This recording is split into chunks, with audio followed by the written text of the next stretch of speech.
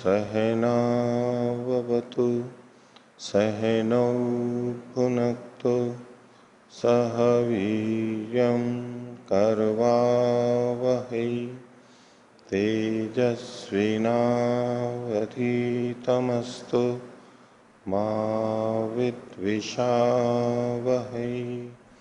ओम शांति शांति शांति।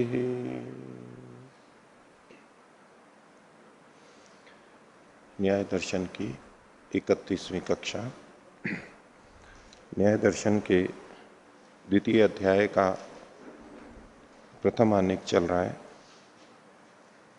और पिछली कक्षा में हमने 5वें सूत्र तक देखा था। दूसरे अध्याय के प्रथम आनेक से उन्होंने परीक्षा प्रारंभ की है और परीक्षा में भी संशय की परीक्षा का प्रारंभ किया। और कल जो हमने देखा था 5 सूत्रों में, वो 5 सूत्र पूर्व पक्षी के थे। पूर्व पक्षी ने सिद्धांति का खंडन किया। सिद्धांति ने जो कहा था कि इन 5 कारणों से संशय उत्पन्न होता है, पूर्व पक्षी का कहना है इन 5 कारणों से तो संशय उत्पन्न नहीं हो सकता, और यदि संशय उत्पन्न होगा तो अत्यंत संशय होगा, यानी संशय बना ही रहेगा, संशय की निवृत्ति नहीं होगी। ये 2 तरीके से उसने आक्षेप किए थे। तो आगे उसका समाधान सिद्धांति देगा 6ठे सूत्र से। तो पिछले पाठ में से किन्हीं को कोई बात स्पष्ट नहीं हुई हो, पूछना हो तो कुछ पूछ। ओम आचार्य जी, प्रथम सूत्र के भाष्य के प्रथम पंक्ति में जो धर्म मात्र है, इसमें अर्थ का लेंगे स्थान पुरुष और स्थानु का यहाँ पे ग्रहण करेंगे या धर्म और धर्मी दोनों का?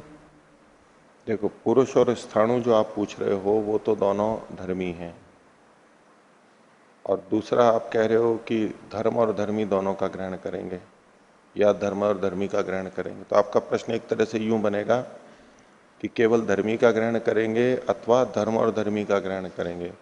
तो यहाँ तो केवल धर्म का कहा गया है। आपने जो दोनों पूछे हैं दोनों का ग्रहण ही नहीं है यहाँ पर। न तो धर्मी का ग्रहण है न धर्म धर्मी दोनों का ग्रहण है, यहाँ केवल धर्म का ग्रहण है। धर्म शब्द पढ़ा है तो धर्म शब्द का धर्म अर्थ ही लेंगे। समानस्य धर्मस्य अध्यवसायात संशयो, जहां कारण बताए गए समान धर्मोपपत्ते है, वहां पर समान धर्म का जो शब्द आया है वहां, उसमें जो धर्म शब्द है उस धर्म का मतलब धर्म ही है, धर्म और धर्मी दोनों नहीं है। क्या? विशेष आरोह और परिणाह, बस समान आरोह और परिणाह दिखाई दे रहा है। वो भले ही स्थाणु पुरुष किसमें हो, द्रव्य धर्मी कुछ भी हो, लेकिन समान धर्म की उपपत्ति से वहां पर मतलब है समान परिणाम आरोह के होने पर केवल धर्म ही ग्रहण है। और यहाँ भी जो खंडन कर रहा है पूर्व पक्षी, यहाँ भी केवल धर्म का ही ग्रहण है। हाँ, दूसरा प्रश्न है, तीसरे पंक्ति और चौथे पंक्ति में जो कारण बताया था, अर्थ बताया था, दोनों को समान रूप से ले सकते हैं या अलग अलग भिन्न भिन्न है? अलग अलग ही हैं। अगर समान होते तो ये इसको अथवा कह करके चौथा नहीं बनाते, उसको तीसरा ही बनाते। ये दोनों अलग अलग हैं। तीसरे के अंदर अर्थांतर इस पे मुख्यता है। धर्म और धर्म से भिन्न धर्मी, तो अध्यवसाय किसी और का हुआ और संशय किसी और के विषय में हो रहा है, ये आक्षेप है। और चौथे के अंदर जो कथन किया गया है वहां कारण कार्य की दृष्टि से है, और कारण कार्य की दृष्टि से भी अध्यवसाय यानी अर्थावधारण उससे संशय यानी अर्थ का अनवधारण, अनवधारण कैसे हो सकता है? अर्थावधारण से, अध्यवसाय से अनध्यवसाय या अनवधारण रूप संशय कैसे हो सकता है? ये कथन है, एक जैसे नहीं है, अलग अलग। पृष्ठ संख्या 130, हाँ, भाष्य की जो प्रथम पंक्ति है भाष्य की, वो स्पष्ट नहीं है।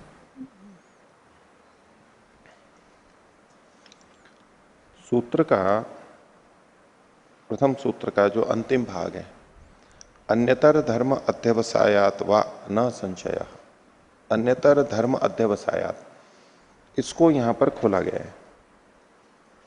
ठीक है, अन्यतर धर्म अध्यवसायत वा न संशय।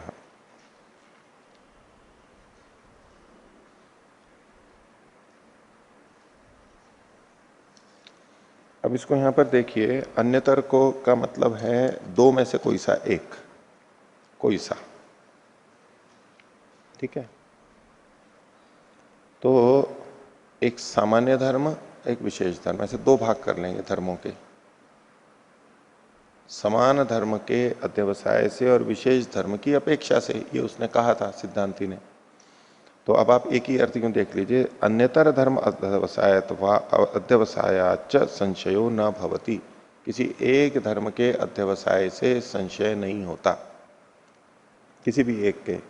क्योंकि समान, सामान्य धर्म कहो चाहे विशेष धर्म कहो, ठीक है, क्योंकि वहां जब संशय के कारण बताए गए थे तो समान अनेक धर्मोपपत्ते है, समान और अनेक ही दोनों शब्द कहे गए थे, तो दो भागों में बांट लिया था, समान धर्मोपपत्ते है या अनेक धर्मोपपत्ते। तो समान धर्म अथवा अनेक धर्म यानी विशेष धर्म, किसी एक के अध्यवसाय से संशय नहीं होता। ठीक है, किसी एक धर्म के, चाहे समान हो चाहे विशेष हो, उसके अध्यवसाय से संशय नहीं होता। क्यों? ततो, उससे, उससे मतलब अन्यतर धर्म के अध्यवसाय से ही अन्यतर अवधारणम एवं, उससे किसी एक का अवधारण ही होगा, संशय नहीं होगा। जो अवधारणा है, इसको दूसरे शब्दों में कहो कि जो अवधारण है उससे अवधारण ही होगा, अवधारण से अनवधारण नहीं हो सकता है। तो जो दो धर्म हैं, समान और अनेक, इन दोनों में से किसी को भी ले लो, किसी भी एक का यदि आप अध्यवसाय कर देते हो, निश्चय कर लेते हो, तो उससे किसी एक का अवधारण ही होगा, अनवधारण नहीं होगा, अनिश्चय नहीं होगा। तो यह समान समान भी दोनों तरफ ले सकते हैं और समान और विशेष भी ले सकते हैं, कि समान का अवधारण हुआ तो विशेष का भी अवधारण ही होगा। तो इस दृष्टि से भी संशय उत्पन्न नहीं हो सकता। इसका समाधान करेंगे आगे, अंत में आ जाएगा, तो उसके अनुसार इसको और समझने का प्रयास करें। और कोई? ओम। पृष्ठ संख्या 132, सूत्र संख्या 5, दूसरी पंक्ति, अंतिम, न ही अयम अतद धर्माधर्मी, ये पंक्ति स्पष्ट नहीं होनी चाहिए। विमृश्यमाणो गृह्यते, इसका अन्वय देख लिया था आपने, अन्वय देख लिया था आपने, जैसा अन्वय लिखवाया था मैंने। जी लिखा है जी। हाँ, तो अन्वय बोलिए इसका, किस तरह लिखाया था? अयम अयम धर्म धर्मी, धर्मी, धर्मी, हाँ, विमृश्यमाणो, विमृश्यमाण, और तद तद धर्म, अतत अतत अतत धर्मा अतत धर्म न गृह्यते, ये जो धर्मी है, अयम धर्मी, ठीक है, कौन सा धर्मी? जब जिसके विषय में संशय है। कौन सा धर्मी? विमृश्यमाण, संशय किया जाता हुआ। हमारे को स्थाणु और पुरुष में संदेह है, तो ये अयम से उसका ग्रहण करेंगे, स्थाणु या पुरुष, संशय किया जाता हुआ, क्योंकि उसके विषय में संशय हो रहा है। संशय किसके बारे में हो रहा है? धर्म के बारे में या धर्मी के बारे में? ये स्थाणु है या पुरुष, जब हम ये संशय मन में लाते हैं तो अब यहां संशय धर्म में है या धर्मी में है? राजेश जी है? धर्मी। राम प्रकाश जी, हाँ धर्मी में है, ठीक है ना। तो संशय किस पे किया जा रहा है? धर्मी पे। जी। कि ठूंठ है या पुरुष है? दोनों धर्मी है, ठीक है। तो ये संशय किया जाता हुआ, ये जो धर्मी है संशय किया जाता हुआ, न अतत धर्मा गृह्यते, उसके धर्मों से रहित कभी भी नहीं मिलता है, उसके धर्मों से युक्त ही मिलता है। कैसे? कैसे? ये जो इतनी ऊंचाई और चौड़ाई, ये जो धर्म दिखाई दे रहा है, परिणाम उसका फैलाव दिखाई दे रहा है, ये हमेशा उससे युक्त ही दिखाई दे रहा है। जिस समय हम उसको संशय कर रहे हैं तो हमें वो दिखाई दे रहा है ना, उसकी लंबाई चौड़ाई, उसमें तो कोई, वो तो लगातार दिखाई दे रहा है ना। तो न अतत धर्मा गृह्यते, न भी है और अतत धर्मा भी है, दो नकार हैं। तो इसको दूसरे शब्दों में कहें, दो नकार होते हैं तो दोनों को हटा दो, एक ही बात है, तो क्या होगा? तत्धर्मा गृह्यते। जिसको इन्होंने आगे खोला, सततम तो तत्धर्मा भवति, सतत उस धर्म वाला होता है, उस धर्म वाला होता है मतलब सामान्य जो हमें धर्म अभी दिख रहा है, उस धर्म से विशिष्ट, उस धर्म से युक्त ही वो दिखाई देता है, हमेशा वही दिखाई देता है, ठीक है। और इसमें ये कहना क्या चाहते हैं? अत्यंत संशय, सूत्र देखो, तथा अत्यंत संशय। क्यों अत्यंत संशय होगा? तत्धर्म तत्धर्म सातत्योपपत्ते, उसके धर्म के सतत उपलब्ध होने के कारण से। तो संशय का कारण क्या है? सामान्य धर्म, सामान्य धर्म के कारण से संशय हो रहा है। और वो सामान्य धर्म, उसमें जो जिसका हम विमर्श कर रहे हैं, जिसका संशय कर रहे हैं, उस धर्मी में सदा बना हुआ है। तो जब तक वो समान धर्म बना हुआ है तब तक उस धर्मी में संशय भी बना ही रहेगा। तो क्या कभी ऐसा होगा कि उस वस्तु के उन सामान्य धर्मों की स्थिति वहां नहीं रहेगी, ये सामान्य धर्म नहीं दिखेंगे? ऐसा होगा कभी? लगातार बना रहेगा, लगातार बना रहेगा तो संशय भी लगातार बना रहेगा। पूर्व पक्षी इस ढंग से प्रस्तुत कर रहा है बात को। तो न ही अयम अतत धर्मा धर्मी विमृश्यमाणो गृह्यते, अयम धर्मी विमृश्यमाण न अतत धर्मा गृह्यते, उसी को खोल दिया, सततम तो तत्धर्मा भवती थी। दोनों नकारों को हटा दो, वो दो नकार होने से वाक्य कई बार कठिन हो जाता है, और उसमें विशेषता कहना चाहता है अतत धर्मा न गृह्यते, उस धर्म से रहित कभी भी नहीं गृहित होता है। जोर दे के कहा जा रहा है, जोर दे के कहा जा रहा है। नाकम की तरह से।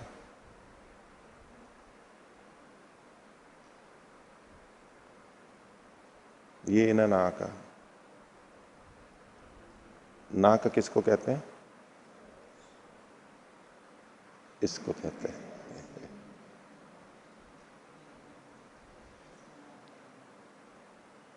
स्वर्ग मुक्ति को लिए कहते हैं। यो अंतरिक्षे रजसो विमान तस्मै, ये न नाका, ये जो है ना अक न अक नाका, तो का मतलब तो सुख, और अ का न का अका, अका मतलब का विपरीत। कस्मई देवाय हविषा में तो कस्मई मतलब उस सुख स्वरूप ही तो होता है वहां पर अर्थ, सुख स्वरूप। का मतलब सुख, और अका मतलब जो सुख नहीं है वो दुख, और फिर एक न और लगा दिया, न अका, जहां दुख नहीं है बिल्कुल भी, ठीक है। दूसरे ढंग से कहो तो सुख और सुख का अभाव, और जहां सुख का अभाव नहीं है, पक्का जहां पर सुख है, या यूं कहो कि जहां पक्का दुख से रहित है। दो नकार लगा करके वहां प्रयोग किया गया। ये तो केवल क ही कह देते, केवल क ही कह देते, लेकिन दो नकार लगा करके प्रयोग किया, ना कर। ठीक है, चलो और कुछ पूछना है? हाँ, पृष्ठ संख्या 129, भाष्य में दूसरी पंक्ति जो है उसके अंत में कहा है एतेन अनेक धर्म अध्यवसायात इति व्याख्यातम। तो इस प्रकार अनेक धर्म अध्यवसाय की व्याख्या करनी चाहिए, ऐसे बताया। ये आक्षेप लगाने चाहिए। हाँ जी। ये जो 4 तरह से आक्षेप दिए ना, हाँ तो जैसे समान धर्म में आक्षेप दिए, इनमें से यथा योग्य वहां भी आक्षेप दे सकते हैं। हाँ, दूसरा हेतु जो था संशय का, वो भी खंडित इसी तरह से समझ लेना चाहिए। हाँ जी। तो इसमें जो तीसरी व्याख्या थी, है।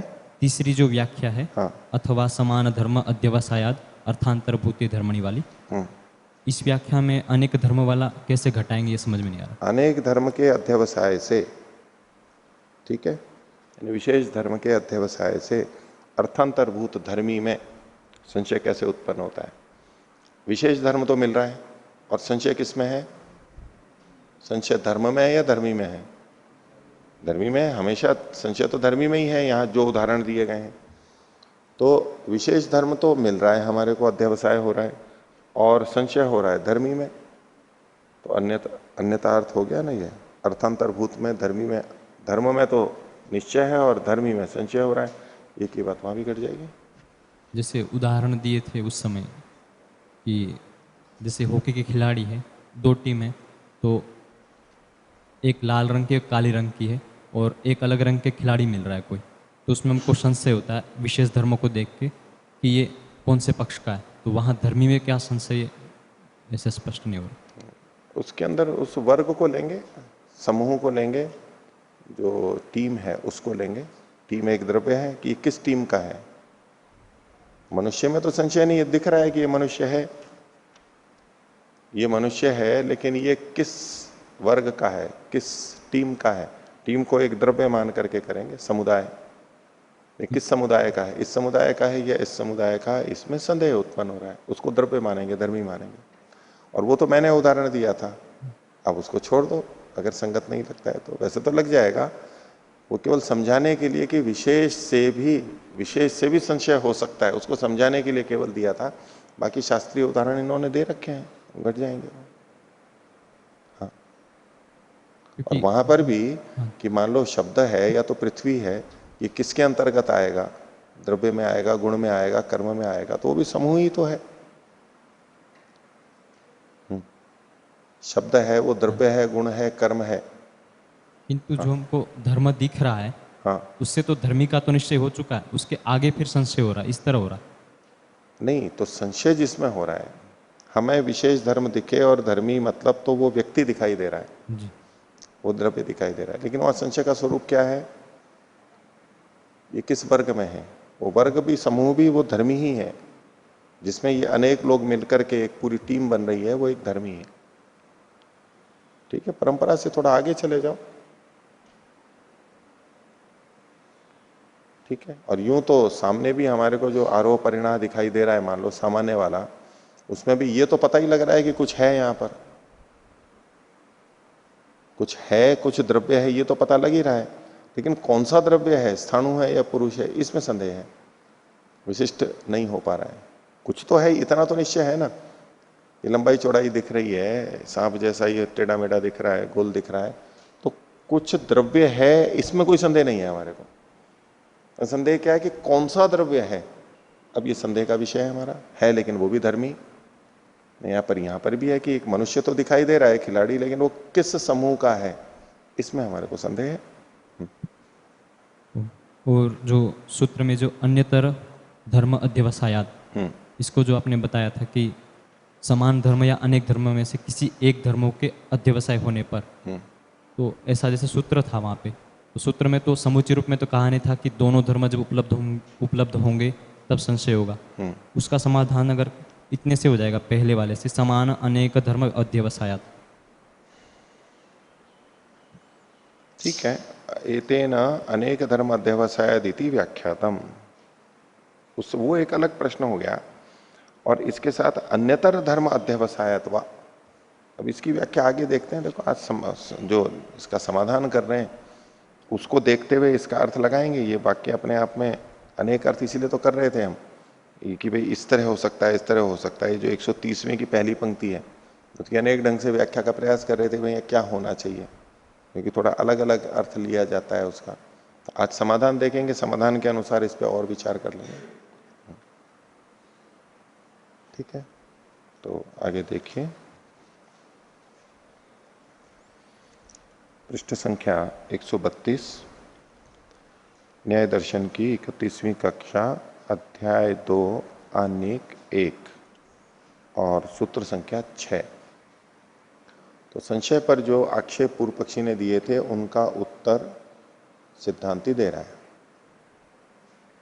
छठा सूत्र, यथोक्त अध्यवसायाद एव तद विशेषापेक्षात संशये अल्प विराम न असंशयो न अत्यंत संशयो वा।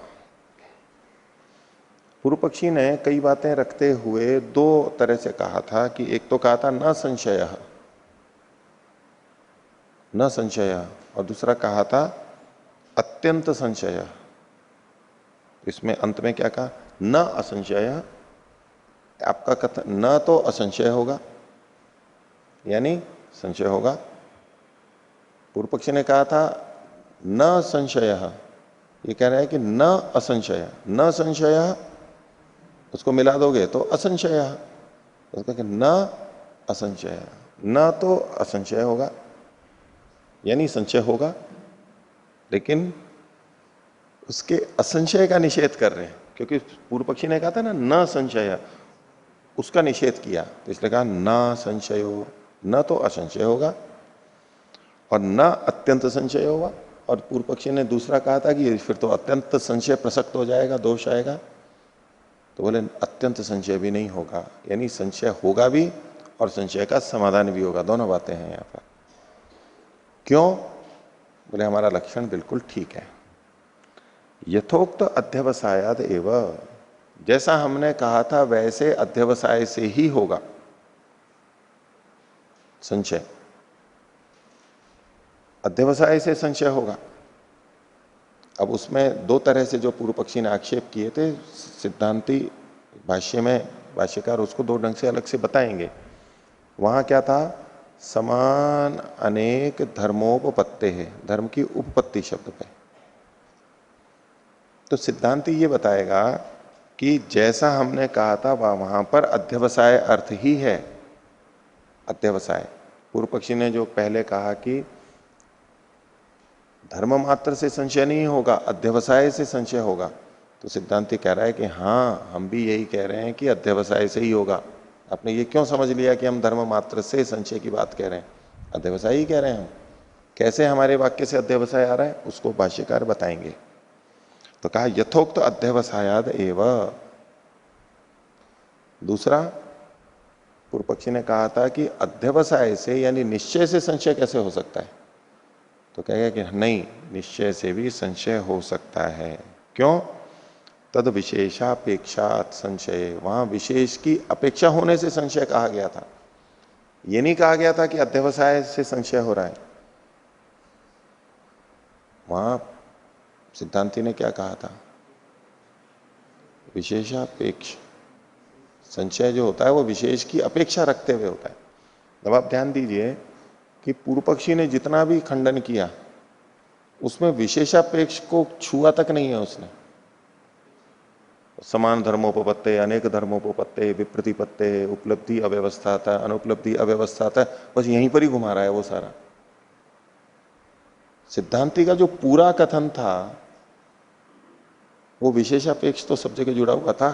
समान धर्मोपपत्ते और विशेषापेक्ष भी होगा तो संशय होगा। अनेक धर्मोपपत्ते विशेषापेक्ष होगा तो संशय होगा। विप्रतिपत्ति है उसमें विशेषापेक्ष है तो संशय होगा। वो विशेषापेक्ष को तो पूर्व पक्षी उड़ा गया था, बिल्कुल छुआ ही नहीं और खंडन कर रहा था। तो ऐसा बहुत बार होता है, हम जिस बात को प्रस्तुत करते हैं उसके एक भाग को छोड़ करके एक भाग को पकड़ के कोई हमारा खंडन करने लग जाता है। तो उसका उत्तर प्रथम दृष्टया तो यही होता है कि भाई ये जो आप छोड़ रहे हो ना, इसको ध्यान दो, ये हमने कहा था। आप जिस तरह से खंडन कर रहे हो, हमारी बात को उद्धृत कर रहे हो, वो तो आप हमारी अधूरी बात को लेकर के खंडन कर रहे हो। हमने ये थोड़ा ना कहा था, हमने तो ये भी तो कहा था। तो सिद्धांति कह रहा है कि यथोक्त अध्यवसाय देव, एक तो अध्यवसाय से संशय होगा, कोई बात नहीं, हम सिद्ध करेंगे।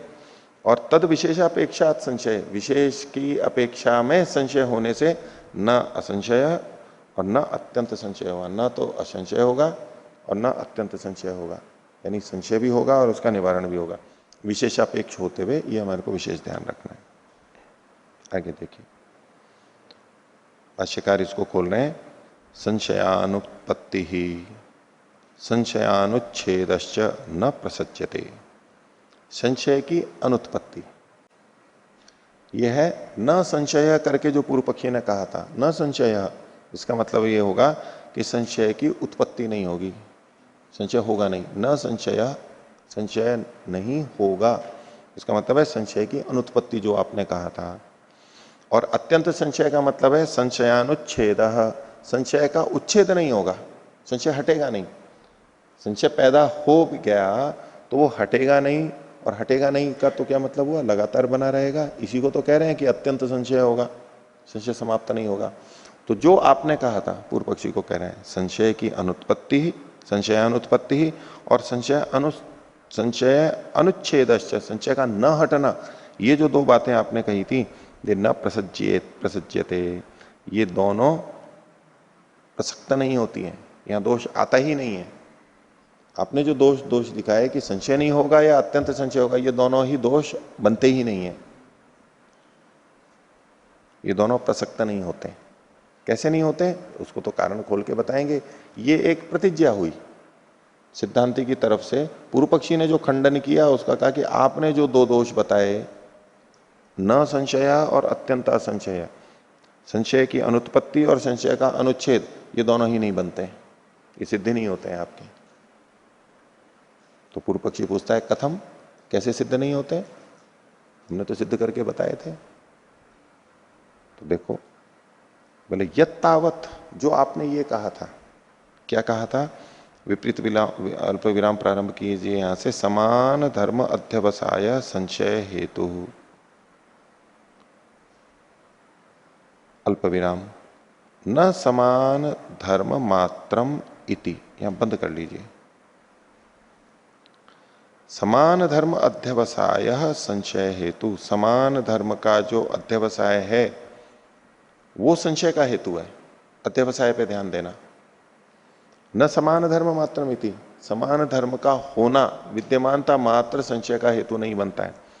ये उस पर ध्यान दीजिए आप कि पहला वाला जो खंडन था पूर्व पक्षी का, प्रथम सूत्र का, समानस्य धर्मस्य अध्यवसायात संशयो न धर्म मात्रात, तो ये जो आपने कहा था समान धर्म के अध्यवसाय संशय का हेतु होता है, न कि समान धर्म मात्रम इति। इसके बाद में जो प्रश्न चिन्ह लगा रखा है उसको हटा दीजिए। इति, ये जो आपने कहा था, विपरीत अल्प विराम बंद कर लीजिए, यहां पर समान धर्म मात्रम इति अल्प विराम बंद कर दीजिए। सिद्धांति पूर्व पक्षी के वाक्य को उद्धृत कर रहा है। ये जो मैंने विपरीत अल्प विराम बताया, इन्वर्टेड कॉमा, ये बोल तो सिद्धांत ही रहा है, लेकिन पूर्व पक्षी के वाक्य को उद्धृत करते हुए बोला ये जो आपने कहा था, एवं एतत्, ऐसा ही है, मैं भी ऐसा ही कह रहा हूं, एवं एतत्, ऐसा ही है, अध्यवसाय तो होगा ही, मैं भी यही कह रहा हूं। मैंने ये कहा कि अध्यवसाय नहीं होगा, अध्यवसाय से ही होगा, धर्म मात्र से संशय नहीं होता, अध्यवसाय से ही संशय होता है। एवं एतत्, तो इस पर पूर्व पक्षी बोल रहा है कस्मात एवं ना उच्यते इति, तो फिर आप ऐसा बोल क्यों नहीं रहे हो, क्या नहीं बोल रहे हो। अध्यवसाय शब्द का प्रयोग कहां किया था आपने सूत्र में, आपने कहा समान अनेक धर्मोपपत्ते है, आप यहां तो मेरे को कह रहे हो कि नहीं अध्यवसाय से ही होगा, तो बोले आप बोल क्यों नहीं रहे हो, उसको लिख क्यों नहीं रहे हो, वहां पर अध्यवसाय कहा क्यों नहीं है आपने वहां पर सूत्र में, कह देते जब स्वीकार कर रहे हो तो कस्मात एवं ना उच्यते इति, ये प्रश्न करे तो उसका उत्तर दे रहे हैं विशेषापेक्षा इति वचना तत्सिद्धे है। ये जो विशेषापेक्ष हमने कहा है इसी से वो बात सिद्ध हो जाती है, कहने की जरूरत ही नहीं। एक पहले तरीके से उत्तर दे रहा है कि अध्यवसाय शब्द साक्षात नहीं कहा, यद्यपि आगे कहेंगे कि समान धर्मोपपत्ते, उपपत्ति का मतलब ही वहां पर अध्यवसाय होता है, ये एक दूसरे ढंग से उत्तर देंगे आगे, लेकिन अभी ये मान करके कह रहा है कि अध्यवसाय होगा, हम मानते हैं। तो पूर्व पक्षी ने कहा कि अध्यवसाय आपने कहा क्यों नहीं, बोले विशेषापेक्षा, ये जो कह दिया था इसी से अध्यवसाय सिद्ध हो रहा है, कैसे हो रहा है उसको तो आगे खोल के बताएंगे। तो कहा विशेषापेक्षा इति वचना तत्सिद्ध है, उस अध्यवसाय की सिद्धि तो इसी से हो जाएगी, अलग से कहने की आवश्यकता नहीं है। आगे खोल रहे हैं इसको, विशेषस्य अपेक्षा आकांक्षा, विशेष की अपेक्षा का मतलब क्या है? विशेष की जो अपेक्षा है वो अपेक्षा क्या है? आकांक्षा है, जिज्ञासा है, विशेष धर्म मिलना चाहिए। और साच अनुपलभ्यमाने विशेषे समर्था, वो कब होती है विशेष की अपेक्षा? जब विशेष अनुपलभ्यमान हो तभी ये कथन संगत होता है। जब विशेष उपलब्ध नहीं हो रहा है, उपलब्धि मतलब ज्ञान होना, मिल नहीं रहा है, हमारे को नहीं मिल रहा है, तब विशेष की अपेक्षा होती है। क्या विशेष धर्म वहां है नहीं अभी? जिसमें हमें संशय है स्थाणु या पुरुष में, वहां विशेष धर्म है नहीं क्या अभी? है ना? और फिर भी कहा जा रहा है विशेष की अपेक्षा है, तो उसका क्या मतलब हुआ? विशेष का अध्यवसाय नहीं हो पा रहा है हमारे को, वहां का निषेध थोड़ा ना किया जा रहा है कि वहां विशेष नहीं है। विशेष की अपेक्षा मतलब वहां विशेष नहीं है ऐसा थोड़ा ना कथन है। वहां तो है ही, वहां तो समान धर्म भी है तो विशेष धर्म भी है। और जब ये कह रहे हैं कि मेरे को विशेष की अपेक्षा है, मेरे को विशेष धर्म को जानना है, तो इसका ये मतलब नहीं आ गया कि समान धर्म को तो मैं जान चुका हूं। अगर समान धर्म का ये अर्थ लिया जाए कि समान धर्म वहां पर है, इतने मात्र से संशय है, तो अपेक्षा जो विशेष की हो रही है वो किस रूप में होनी चाहिए? फिर तो वहां पर विशेष धर्म होना चाहिए, बस इतनी ही होनी चाहिए। समान धर्म है लेकिन विशेष धर्म नहीं है, इसलिए संशय। बोले ये तो मतलब ही नहीं हुआ। विशेषापेक्ष अपेक्षा मतलब तो जिज्ञासा होती है, जानने की इच्छा होती है कि अध्यवसाय नहीं हो रहा है, निश्चय नहीं हो रहा है। तो जब विशेष नहीं मिल रहा है, अध्यवसाय नहीं हो रहा है, इसका मतलब है विशेष के अध्यवसाय का कथन नहीं है, विशेषापेक्ष है केवल। तो विशेष की जिज्ञासा है, इसका मतलब है सामान्य की जिज्ञासा नहीं है। सामान्य की जिज्ञासा नहीं है, इसका क्या मतलब है? कि सामान्य को वो जान चुका है, उसका अध्यवसाय हो चुका है। तो इसलिए जब हमने कहा समान धर्मोपपत्ते है, तो वहां हमारा ये मतलब नहीं है। विशेषापेक्ष से ही पता लग जाता है कि समान धर्म का अध्यवसाय हमारे को हो चुका है। इसलिए अध्यवसाय शब्द हमने नहीं भी कहा है तो भी अध्यवसाय से ही आएगा, मैं भी यही मानता हूं। अब जो दोष नहीं था उसमें दोष दिखा दिया था पूर्व पक्षी ने, जहां दोष नहीं था उसको दोष दिखा दिया, इसने स्पष्ट कर दिया कि भाई यहां तो ये मतलब ही नहीं है मेरा, और विशेषापेक्ष ही ये सिद्ध हो जाएगा। तो विशेष से अपेक्षा आकांक्षा साचा अनुपलभ्य माने विशेष समर्था। ये जो आकांक्षा है ये कब होगी? जब विशेष अनुपलभ्यमान होगा, अनुभव में नहीं आ रहा होगा, निश्चय में नहीं आ रहा होगा, तभी ये अपेक्षा रहती है। आगे वो कहते हैं न च उक्तम समान धर्मापेक्षा थी। समान धर्मापेक्षा, इसको विपरीत अल्प विराम में ले लीजिए। बोले हमने ये तो नहीं कहा वहां पर कि समान धर्मापेक्षा। अगर हमारे को समान धर्म उपलब्ध नहीं हो रहा होता, वहां तो है समान धर्म। अगर हमारा तात्पर्य होता कि समान धर्म है, लेकिन समान धर्म हमारे को मिल नहीं रहा है, अध्यवसाय नहीं हो रहा है, तो जैसे हमने ये लिखा ना कि विशेषापेक्ष, ऐसे हम ये भी लिखते हैं कि समान धर्मापेक्ष, क्योंकि समान धर्म को भी जानने की इच्छा होती। अगर आपकी माने कि हम ये कह रहे हैं कि समान धर्म मात्र से, वहां होने मात्र से मैं संशय कह रहा हूं, और समान धर्म का हमारे को ज्ञान नहीं हुआ है, निश्चय नहीं हुआ है, तो हम जैसे विशेषापेक्ष कहा वैसे हम ये भी लिखते हैं कि समान धर्मापेक्ष। वो तो हमने नहीं लिखा। इसका क्या मतलब है? समान धर्म का ज्ञान हमारे को हो चुका है, अब उसकी जिज्ञासा कैसे लिखेंगे? वो तो हो चुका है ज्ञान। इसलिए कहा न च उक्तम समान धर्मापेक्षा, ये हमने वहां कहा नहीं है। अगर हम ये कहते समान धर्मापेक्षा, तो आप कह सकते थे कि संशय का कारण हम समान धर्म की विद्यमानता को मान रहे हो, अध्यवसाय को नहीं मान रहे हो, तब आक्षेप हो सकता। हमने तो ये कहा ही नहीं है वहां पर ऐसा, इसी से भी पता लगता है। तो न च उक्तम समान धर्मापेक्षा इति। आगे समाने च धर्मे कथम आकांक्षा न भवेत यदि अयम प्रत्यक्षः स्यात्। ये प्रत्यक्षः की जगह पाठभेद मिलता है, जो कि ठीक है। अप्रत्यक्षः स्यात् कर लीजिए, यद्ययम अप्रत्यक्षः स्यात्, और जोड़ लीजिए इसके आगे। प्रश्न कर रहा है सिद्धांती उस पे, समाने च धर्मे, समान धर्म के होने पर, विद्यमान होने पर, समाने च धर्मे, यानी समान धर्म मात्रे, जो पूर्व पक्षी ने आक्षेप किया था ना, न धर्म मात्रे संशय, न धर्म मात्रात, धर्म के विद्यमान होने मात्र से। तो सिद्धांती कह रहा है समाने च धर्मे, अगर समान, वहां समान धर्म है, विद्यमान मात्र है, तो कथम आकांक्षा न भवेत, उसकी आकांक्षा क्यों नहीं होगी। यदि अयम अप्रत्यक्ष स्यात्, यदि ये समान धर्म प्रत्यक्ष ना होता, समान धर्म वहां पर है जिसमें संदेह हो रहा है, उस धर्मी में, स्थाणु या पुरुष में समान धर्म है, तो उसकी आकांक्षा क्यों नहीं होती, यानी अवश्य होती, यदि उस समान धर्म का प्रत्यक्ष निश्चय नहीं हो पा रहा होता। अवश्य में होती, और अवश्य में होती मतलब समान धर्मापेक्ष हम अवश्य कहते, लेकिन हमने समान धर्मापेक्ष नहीं कहा, विशेषापेक्ष कहा है। इसका क्या मतलब हुआ कि समान धर्म वहां पर है और उसका प्रत्यक्ष भी हमारे को हो चुका है। ये नकारात्मक रूप से उसको प्रश्न उठा करके खंडन किया जा रहा है निषेध मुख से।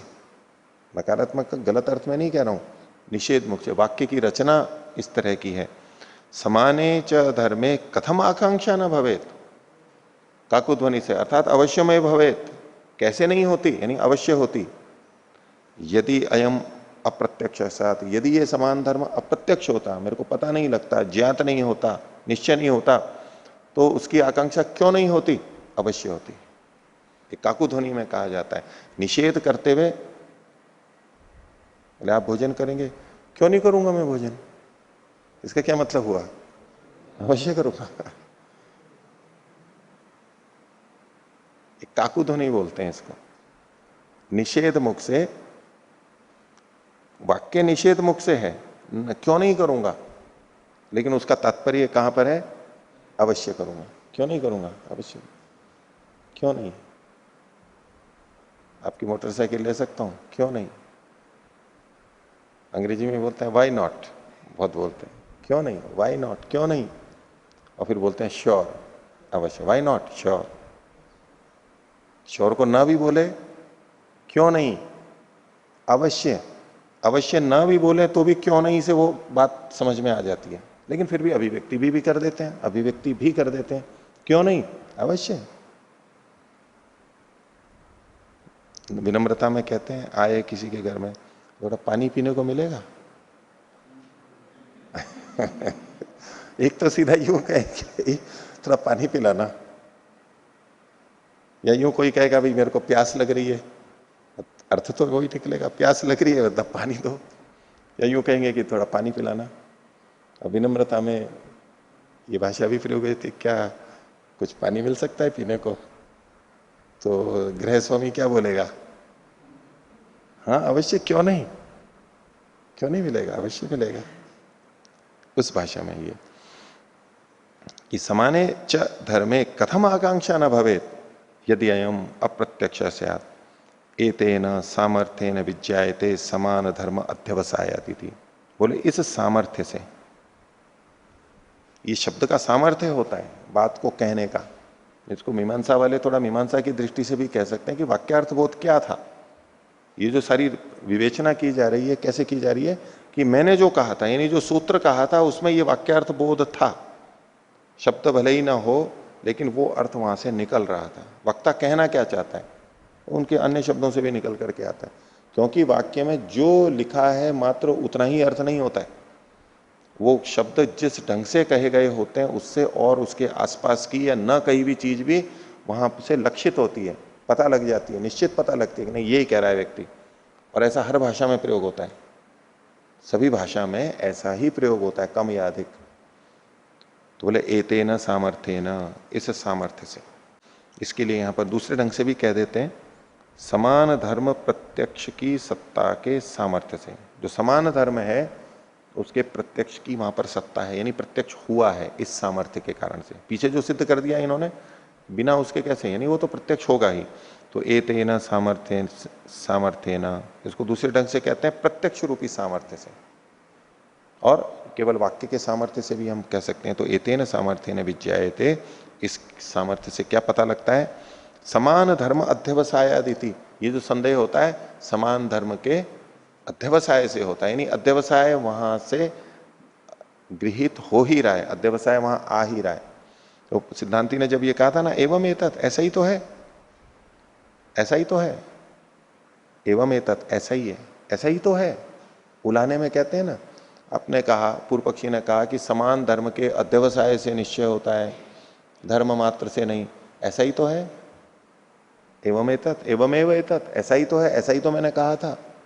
उलाना देते हुए कहते हैं ना। बोले कथम, ये कैसे आपने, अच्छा अगर ऐसा मानते हो तो आपको कहना चाहिए। बोले कहने की जरूरत नहीं है, इसी से हो गया था। एवं एतत् मतलब मैं ऐसा ही मानता हूं, उस तरह से भी लेंगे तो समान धर्म अध्यवसाय तिथि, समान धर्म के अध्यवसाय से ही होता है।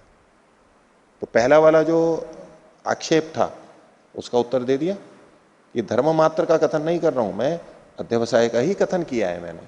तो ठीक है, खंडन समाप्त, उद्धार कर दिया खंडन का, जो आक्षेप था उसका समाधान कर दिया। दूसरा अब उसका समाधान कर रहे हैं। हाँ आचार्य जी, इसमें एतेन जो दिया है तो न च उक्तम समान धर्म अपेक्षा, एतेन सामर्थ्येन, जी, तो क्या इसको भी ले सकते हैं कि हमने ऐसा नहीं कहा इस सामर्थ्य से? ऐसा नहीं कहा इस सामर्थ्य से नहीं, ऐसा नहीं कहा इस सामर्थ्य से नहीं, ले सकते हो, ले सकते हैं। यदि दो बातें आ गई, एक तो विशेषापेक्ष कथन किया गया था, और चूंकि यदि प्रत्यक्ष हो गया हो, प्रत्यक्ष हो गया, प्रत्यक्ष न हुआ होता तो हम अवश्य कहते, पर चूंकि हमने नहीं कहा है, समानापेक्ष नहीं कहा है, समान धर्मापेक्ष नहीं कहा है, दोनों बातें ले सकते हैं इस सामर्थ्य से, क्योंकि वाक्य रचना से ही पता लग रहा है ये विशेषापेक्ष कथन है और समान धर्म अपेक्ष नहीं कहा गया है, ये दोनों बातें यहां पर आ जाएंगी। इससे पता लगता है कि हम अध्यवसाय की बात कह ही रहे हैं। अब उसी पहले का दूसरे ढंग से उत्तर दे रहा है सिद्धांती। उपपत्ति वचनात्वा, अथवा आप यूं समझ लो कि हमने उपपत्ति के वचन से यह कह दिया है, दूसरे ढंग से इसी बात को सिद्ध कर रहा है। वहां कहा गया था समान अनेक धर्मोपपत्ते है, समान धर्मोपपत्ते, उपपत्ति शब्द का प्रयोग किया था, तो कहते हैं उपपत्ति वचनात्वा। बोले हमने उपपत्ति कह तो दिया है, अध्यवसाय शब्द नहीं कहा है, लेकिन उपपत्ति शब्द तो कहा है। उपपत्ति शब्द से ही अध्यवसाय भी सिद्ध हो जाएगा, कैसे उसको अभी भाष्यकार बताएंगे। ये तो वार्तिक है, उपपत्ति वचनाद्वा। तो आगे देखिए, इसको खोल रहे हैं, समान धर्मोपपत्ते इत्युच्यते अल्प विराम।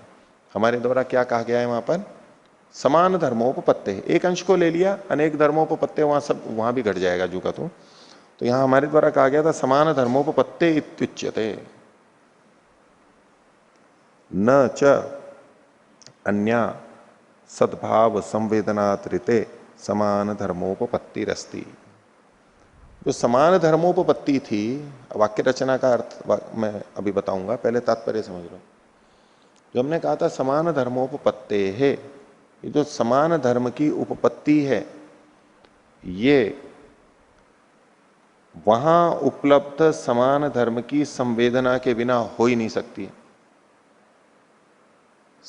उस धर्म की सत्ता की संवेदना, संवेदना मतलब अनुभूति, वो निश्चय, ज्ञान, जिसको प्रत्यक्ष शब्द से कहा जा रहा है, उसकी संवेदना के बिना समान धर्म की उपपत्ति, उसके अलग कुछ है ही नहीं। तो समान धर्म की उपपत्ति का क्या मतलब हुआ, समान धर्म की उपपत्ति का मतलब ही ये है कि धर्म की सत्ता का बोध वहां पर हो रहा है, धर्म की सत्ता का संवेदना हो रही है, वहां पर ज्ञान हो रहा है कि वो जो है उसका ज्ञान हो रहा है। ठीक है, देखो पंक्ति देखो, समान धर्मोपपत्ते इत्युच्यते, ये तो कहा गया है। बोले न च अन्य सद्भाव संवेदनात्रिते, सद्भाव के यानी समान धर्म की सत्ता के, सद्भाव मतलब सत्ता, सत्ता की संवेदना के बिना समान धर्म की उपपत्ति और कुछ है ही नहीं। किसी धर्म की सत्ता की संवेदना के अतिरिक्त और कुछ समान धर्म की उपपत्ति है ही नहीं। इसका मतलब क्या हुआ कि समान धर्म की उपपत्ति का मतलब है समान धर्म की सत्ता की संवेदना होना। हमें पता लग रहा है कि यहाँ ये समान धर्म मिल रहे हैं, ये आरोह और परिणाम हमारे को मिल रहे हैं, नहीं तो उपपत्ति शब्द कहने की जरूरत ही नहीं थी। समान धर्म की उपपत्ति होना मतलब समान धर्म की संवेदना होना। उपपत्ति का मतलब ही यहां पर संवेदना है, यानी उपपत्ति का संवेदना के अतिरिक्त और कोई अर्थ यहां लिया ही नहीं जा सकता। तो जब हमारे को संवेदना हो गई, यानी हमारे को बोध हो गया, ज्ञान हो गया, तो इसका मतलब क्या हुआ? निश्चय हो गया हमारे को कि यहां पर ये समान धर्म है। इसलिए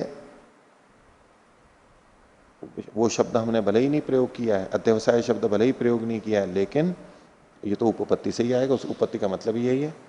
न च अन्य सद्भाव संवेदनादृते समान धर्मोपपत्ति रस्ती अनुपलभ्यमान सद्भावो ही समानो धर्मो अविद्यमानवत भवती थी।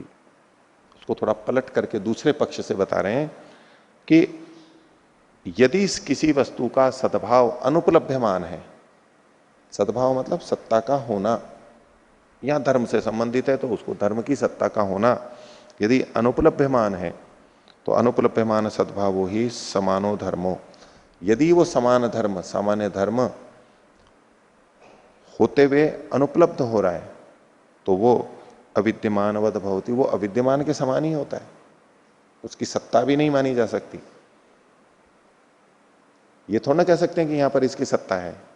अगर कोई धर्म हमें उपलब्ध नहीं हो रहा है तो हमारे लिए वो अनुपलब्धि है। हम ये थोड़ा ना कह सकते हैं कि उपलब्ध है। ये उत्तर उस रूप में दे रहा है सिद्धांती कि न धर्म मात्रात, बोले अगर धर्म मात्र, धर्म की सत्ता का भी की स्थिति है अगर हमें पता है तो वो तो उसकी संवेदना ही हो गई। यदि उसकी धर्म की सत्ता भी पता नहीं लग रही है वहां पर भी, तब तो वो हमारे लिए अनुपलब्धि है, अविद्यमान के समान है। तो अगर धर्म मात्र कह रहे हैं तो धर्म की अनुभूति भी वहां पर स्वीकार हो ही जाएगी। अनुपलभ्यमान सद्भावो ही समानो धर्मो अविद्यमानवत भवति, यदि समान धर्म का सद्भाव अनुपलब्ध होता हुआ, अनुपलब्ध हो रहा है तो वो तो अविद्यमान के समान ही हो जाएगा। वास्तव में अविद्यमान नहीं है लेकिन वो अविद्यमान जैसा होगा, हमारे को ये होगा कि अविद्यमान है।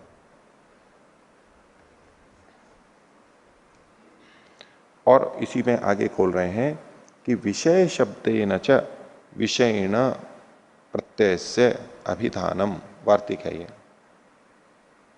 विषय शब्देन, विषय शब्देन को यूं खोलेंगे विषयवाचक शब्देन, विषय को बताने वाला जो शब्द है वो विषय शब्द कहलाएगा। विषय मतलब कोई भी चीज हो,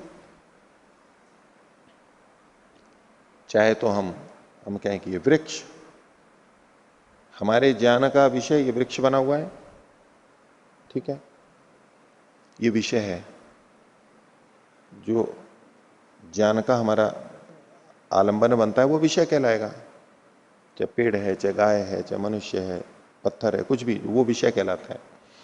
तो विषय, अगर कहीं पर विषय वाचक शब्द कहा गया है, विषय शब्द मतलब विषय वाचक शब्द कहा गया है, तो वो विषयीण प्रत्यय से, विषय वाले प्रत्यय का, ज्ञान का, विषय तो हो गई वो वस्तु, और उस विषय का जो ज्ञान है वो विषयी होगा, विषय वाला होगा।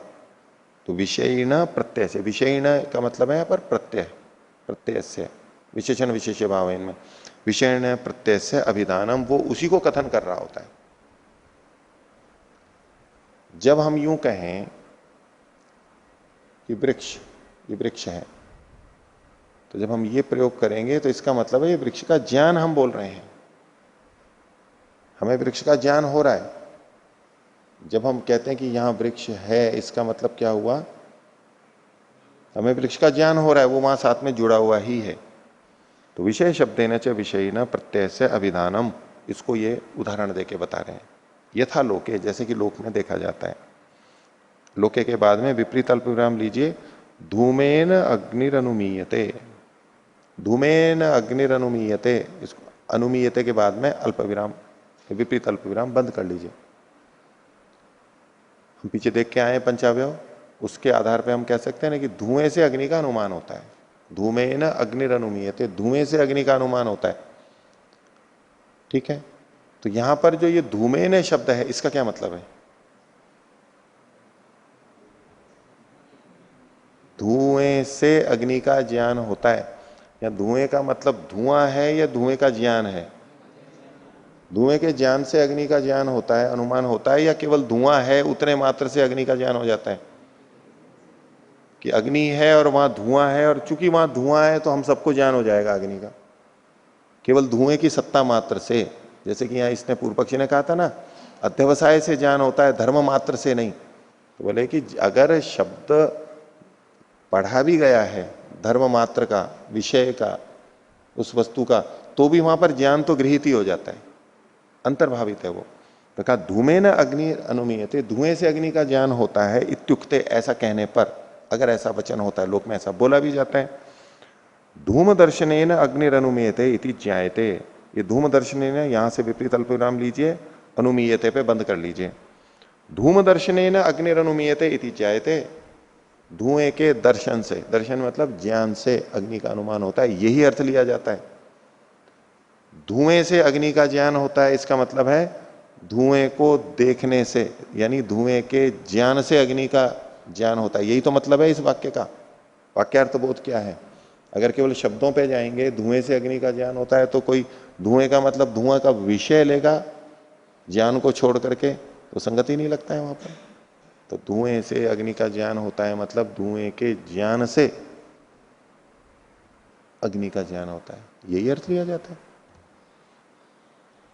इति ज्ञायते, कथम, ऐसा कैसे ज्ञान हो जाता है, ऐसा अर्थबोध कैसे हो जाता है? तो बोले दृष्टवा ही धूमम अथ अग्निम अनुमिनोति न अदृष्टे, क्योंकि धुएं को देख करके ही अग्नि का अनुमान होता है, ये हमारा प्रत्यक्ष है कि धुएं को देख करके ही अग्नि का ज्ञान होता है, केवल धुएं से अग्नि का ज्ञान कभी भी नहीं होता है।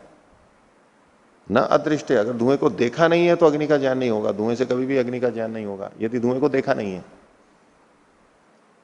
देखो, किसी वाक्य से जो चीज उस वाक्य में नहीं कही गई है वो भी अर्थ हम कैसे ले रहे हैं? ये जो धूम दर्शन है ना जो चीज जोड़ दी गई है, ये क्यों जोड़ दी गई इन्होंने? क्यों हम वाक्यार्थ बोध ले लेते हैं बिना कहे भी? क्योंकि केवल धुएं से, धुएं को बिना देखे अग्नि का ज्ञान होता ही नहीं है, असंभव है। और बोलने वाला भी जानता है कि धुएं से अग्नि का ज्ञान होता है, इसका मतलब ये नहीं है कि धुआं है और उतने मात्र से अग्नि का ज्ञान हो जाएगा। वो बोलने वाला मूर्ख नहीं है इतना, ये तो हमारा लोक प्रसिद्ध है, धुएं के ज्ञान से ही अग्नि का ज्ञान होता है। तो जब शब्द का, वाक्य का सीधा अर्थ जो वहां लिखा है वो संगत नहीं हो रहा होता है, तो जिस तरह से संगत होता है उस तरह से उसको संगत किया जाता है। इसमें वक्ता के वचन का दोष नहीं माना जाता है, ये इतना सरल है कि वो ही अर्थ लेगा दूसरा। दर्शन शब्द न कहने पर भी, धूम दर्शन न कहने पर भी वही अर्थ लेते हैं, और हमें भाषा में कहीं कोई अड़चन नहीं होती, हमें एकदम ठीक ठीक अर्थ समझ लेते हैं। तो ऐसा ही शास्त्रों में भी अर्थ हम ले सकते हैं, लोक में जैसा है वैसा ही शास्त्र में भी। पर कई बार हम वहां अटक जाते हैं, नहीं यहाँ ये थोड़ा ना कहा गया है भाई, जैसे लोक में इस शब्द से उसका ज्ञान भी गृहीत होता है, ऐसे यहां भी हो जाएगा। बस उसी बात को समझा रहा है, ये मीमांसा के वैसे नहीं कर रहा है, लेकिन ये वाक्य की मीमांसा करते हुए वाक्यार्थ बोध पे केंद्रित है भाष्यकार, कि क्या अर्थ वास्तव में होता है, वाक्यार्थ बोध होता क्या है। तो धूम दर्शन है ना, कारण बताया उसका, यूं ही नहीं कह दिया, उसका कारण बता रहे हैं, क्योंकि दृष्टवा ही, ये हेतु दे रहा है, दृष्टवा ही धूमम अथ अग्निम अनुमिनोति न अदृष्टे अनुमिनोति, अदृष्ट होने पे नहीं अनुमान करता है। आगे, न च वाक्य दर्शन शब्द श्रूयते, श्रूयेत लिखा हुआ है, ये का ए हटा करके ते पे कर लीजिए। वाक्य में दर्शन शब्द सुनाई नहीं दे रहा है, धूमेन अग्निम अनुमिनोति इस वाक्य में, धूमेन अग्निर अनुमीयते इस वाक्य में, न च वाक्य दर्शन शब्द श्रूयते, लेकिन किंतु अनुजानाति च वाक्यार्थ प्रत्यायकत्वम, लेकिन वाक्य के अर्थ का, वाक्य जो है वो अर्थ का प्रत्यायक होता है, जनाने वाला होता है, ये वो जानता है। कोई वाक्य है तो वो किसी अर्थ को जनाने वाला है, इस बात का पता है सुनने वाले को भी, इसने ये वाक्य कहा है तो कुछ ना कुछ प्रयोजन है, और वाक्य किसी अर्थ को बता रहा है, और अर्थ संगत नहीं हो रहा है वहां पर कि धुएं से अग्नि का ज्ञान कैसे होगा, तो वो अपने आप क्या जोड़ लेता है, धुएं के दर्शन से, धुएं के ज्ञान से अग्नि का ज्ञान होता है। क्या सिद्धांत इसने देखा? ये सामान्य तो दृष्ट अनुमान है कि वाक्य किसी अर्थ को बताने वाला होता है। हाँ, जानबूझ के गलत वाक्य हो या असमर्थ वाक्य हो उसको छोड़ दीजिए, लेकिन जहां ठीक तरह से वाक्य बोला जा रहा है, व्यवहार हो रहा है, तो वो किसी न किसी अर्थ को बताने के लिए होता है। तो अनुजानाति, ये सुनने वाला ये जानता है कि वाक्यार्थ प्रत्यायकत्व, वाक्य से अर्थ प्रत्यायकत्व, जो वाक्य है वो अर्थ को जनाने वाला होता है। तेन मन्यामहे, इससे हम ये स्वीकार कर लेते हैं कि विषय शब्देन विषयिना प्रत्यय से अभिधानम बुद्धा अनुजानाति, कि इससे हम ये स्वीकार कर लेते हैं कि जो विषय शब्द है, अब विषय शब्द कौन सा हुआ यहां पर? धूम। और वहां पर क्या हो गया? समान धर्म। ये समान धर्म है, ये विषय है, क्योंकि समान धर्म को हम जानते हैं, धुएं को जानते हैं, तो धुआं जैसे विषय है ऐसे वो समान धर्म आरोह परिणाम वो भी हमारा विषय बन रहा है। तो विषय शब्द से विषयिना प्रत्यय से उसका जो विषय वाला जो ज्ञान है उसका कथन बुद्धा अनुजानति, जानने वाला समझता है। एवं इहापि, उसी प्रकार यहां भी समान धर्म शब्देन समान धर्म अध्यवसायम आह इति, समान धर्म के कहने से समान धर्म का अध्यवसाय ही कहा जा रहा है। देखो, एक तो उपपत्ति शब्द का अर्थ अध्यवसाय बताया इन्होंने, अब उसको छोड़ दो। अगर उपपत्ति का मतलब होना यही माना जाए, समान धर्म का होना, तो यहां समान धर्म है, ये समान धर्म का अध्यवसाय होना यही अर्थ लिया जाएगा। जैसे कि धूम का मतलब धूम दर्शन, तो समान धर्म का मतलब समान धर्म दर्शन, समान धर्म के दर्शन की उपपत्ति सिद्धि होने पर, तो जो दर्शन कहें अध्यवसाय कहें ये शब्द यहां पर आ ही जाएगा, यही अर्थ लिया जाता है। ये पहले वाले आक्षेप का समाधान हो गया। अब दूसरे आक्षेप को लेते हैं। दूसरा आक्षेप क्या था? समानम अनयोर धर्मम उपलभे इति धर्म धर्मी ग्रहणे संशया भाव। इन दोनों के समान धर्मों को मैं ग्रहण कर रहा हूं, तो धर्म का भी ग्रहण कर रहा है और धर्मी का भी ग्रहण कर रहा है। तो जब धर्म और धर्मी दोनों का ग्रहण हो चुका तो संशय कैसे? संशय किसमें होता है? धर्मी में। संशय किसमें होता है? धर्मी में। इन उदाहरणों में कि ये स्थाणु है या पुरुष है, इसमें धर्मी में हमारे को संदेह है। तो जब वो विचारता है कि स्थाणु में ये धर्म होते हैं, ये सामान्य धर्म, ये विशेष धर्म, पुरुष में ये विशेष सामान्य धर्म होते हैं, विशेष धर्म, ये जब विचारता है तो धर्म और धर्मी दोनों का ग्रहण कर रहा है ना वो व्यक्ति। तो धर्म धर्मी का दोनों का समान धर्म को मैं जान रहा हूं, तो यहां पर धर्म धर्मी का ग्रहण हो जाने पर संशय का अभाव होता है। ये जो पूर्व पक्षी ने कहा था उसका उत्तर दे रहे हैं। बोले यथा ऊहित्वा, जैसे कि ऊहा करके आपने ये विचार करके यूं बोल दिया था। समानम अनयोर धर्मम उपलभे इति धर्म धर्मी ग्रहणे संशया भाव इति, ये वही बात उद्धृत की है सिद्धांति ने पूर्व पक्षी की। तो बोले ये जो आपने कहा है ये तो पूर्व दृष्ट विषयम एतत्, ये पहले देखे हुए का विषय है, ये तो पूर्व दृष्ट का विषय है, अभी वाले का विषय नहीं है ये। देखो क्या प्रक्रिया है कि जब हमने सामने देखा कि इतनी लंबाई ऊंचाई की कोई चीज है, आरोह और परिणाम पुरुष और स्थाणु जैसा है, तो उस समय हमारे मन में क्या स्मृति आती है? इतनी लंबाई चौड़ाई का पुरुष भी होता है, स्थाणु भी हो सकता है। तो हमारे मन में स्थाणु और पुरुष दोनों आ चुके हैं और उन धर्मों का धर्मी के साथ संबंध भी हम जोड़ चुके हैं अंदर। तो सिद्धांति कह रहा है कि ये जो आप धर्म धर्मी दोनों को बता रहे हो कि धर्म और धर्मी दोनों आ गए, तो अब संशय कैसे होगा? तो बोले तो पूर्व दृष्ट का विषय है कि हमारे को धर्म धर्मी दोनों याद आ गए, हमने पहले देख रखे थे, वो हमारी स्मृति में आए हैं। जो धर्म धर्मी दोनों आए वो पूर्व दृष्टि के हैं, अभी थोड़ा ना धर्मी पता लग गया है, अभी तो केवल धर्म पता लगे हैं, धर्मी अभी कहां पता लगा है। जो धर्म धर्मी पूर्व पक्षी देख रहा था वो कह रहा था कि धर्मी भी आ गया, धर्म भी आ गया, तो बोले वो तो पहले देखे हुए का दिमाग में है, यहां धर्मी कहां जुड़ गया है अभी? यहां तो अभी जे है ना, जिज्ञासा है ना कि स्थाणु है या पुरुष है। तो कहा पूर्व विषयम एतत्, ये तो पहले वाला विषय था। खोल रहे हैं इसको। यौ अहम अर्थो पूर्वम अत्राक्षम, जिन दो वस्तुओं को मैंने पहले देखा था, तयो समानम धर्मम उपलभे अल्प विराम, यहां पर यौ अहम अर्थो पूर्वम अद्राक्षम अल्प विराम तयो समानम धर्मम उपलभे, उनके समान धर्म यहां पर देख रहा हूं। हमारे मन में जब ये बात आती है, संशय पैदा होता है, तो ये होगा ना कि भाई जिन दो चीजों को मैंने देखा था, दो चीज कौन सी, स्थाणु या पुरुष, दूसरा उदाहरण ले तो रस्सी और सांप या पाइप, कोई नली, जिनको पहले देखा था, दो तीन जितने भी हो सकते हैं वो, या दो मान के चलते हैं, जिन दो वस्तुओं को मैंने पहले देखा था उन दो वस्तुओं के समान धर्म यहां पर मिल रहे हैं। इस संशय की स्थिति में यही तो होगा। रस्सी को भी देख रखा है, सांप को भी देख रखा है, पहले धर्म धर्मी संबंध हमारे जुड़े हुए हैं, मिल चुके हैं, ज्ञात हैं, बन चुका है संबंध। अब उन दोनों जैसे इसके भी वो धर्म, उसके भी धर्म यहां पर दिखाई दे रहे हैं, सांप दिखाई दे रहा है, ये आरोप परिणाम दिखाई दे रहा है, ऐसा ही तो होता है।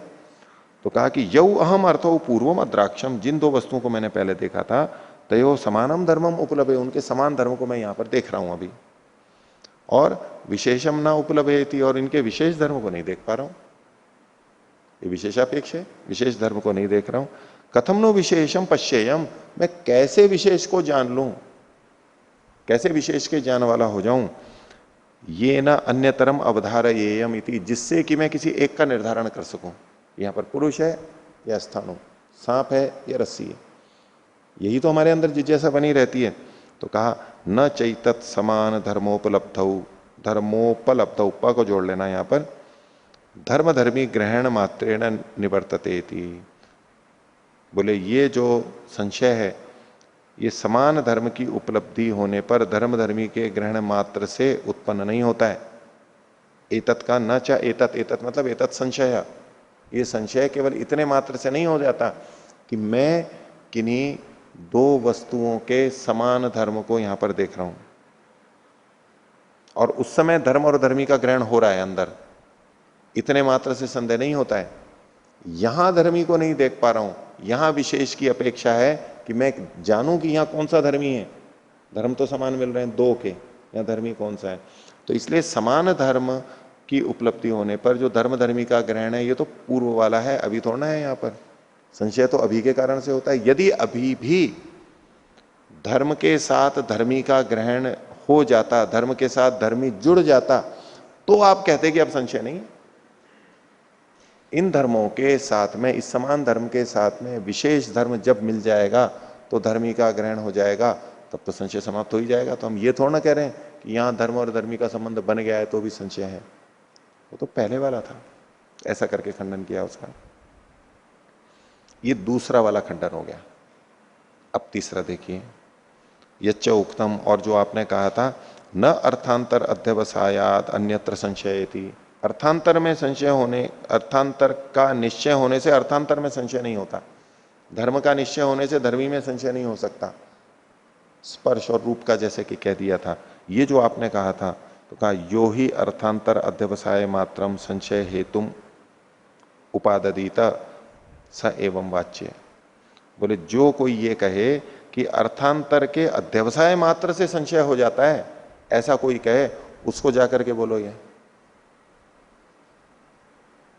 उसको कहो, मेरे को क्यों कह रहे हो। मैंने ये थोड़ा कहा है कि अर्थांतर के अध्यवसाय मात्र से संशय होता है, मैंने ऐसा कहां कहा। कई बार आक्षेप लगा देते हैं ना, जबकि हमने कहा ही नहीं। तो या तो यूं कहते हैं कि भाई मैंने तो ऐसा कहा ही नहीं, या उसको कहते हैं कि ये आक्षेप उसको जाके कहना जो ऐसा बोले, मेरे को क्यों बोल रहे हो, मैंने थोड़ा कहा है। देखो, यो ही अर्थांतर अध्यवसाय मात्रम संशय हेतुम उपाददीत, उपाददीत मतलब वदेत, कहे, ग्रहण करे, स एवं वाच्य, उसको कहना चाहिए, सलाह दे रहा है उसको।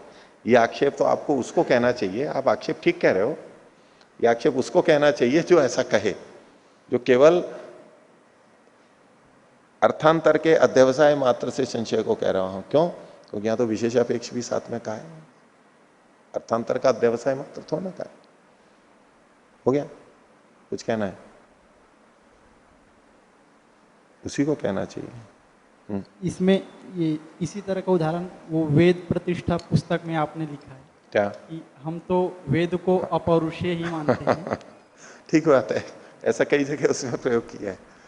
वो जो आक्षेप किए थे ना वेद पे, तो उसमें उन्होंने जो आक्षेप किए, बोले ये प्रश्न तो आप उनको जाके पूछो जो वेद को पौरुषेय मानते हैं। बोले ऋषि लोगों को भ्रम हो गया होगा वेद मंत्र के बनाने वालों को, बोले ये हम तो ये मानते ही नहीं है कि वेद ऋषियों ने बनाए हैं, तो ये प्रश्न तो हमारे पे लगता ही नहीं है, प्रश्न हमारे पे कर रहे हो। हम तो अपौरुषेय मानते हैं, हम तो ईश्वर ईश्वर मानते हैं। ठीक है, आपको सही याद आया, उसमें मैंने कई जगह प्रयोग किया है, इसी बिल्कुल यही बात है। उस तरीके से वहां पर खंडन किया, प्रस्तुत किया। वेद प्रतिष्ठा में जो खंडन किया है ना, वो उनकी वाक्य रचना में उन्होंने जो हित्वाभास प्रयोग किए, उन्होंने जो गलतियां प्रयोग की, उनको पकड़ पकड़ करके किया है वो खंडन। आप न्याय दर्शन पढ़ने के बाद में उसको देखना, और जो मीमांसा पढ़े हुए हैं वो मीमांसा की दृष्टि से भी उसको देखना।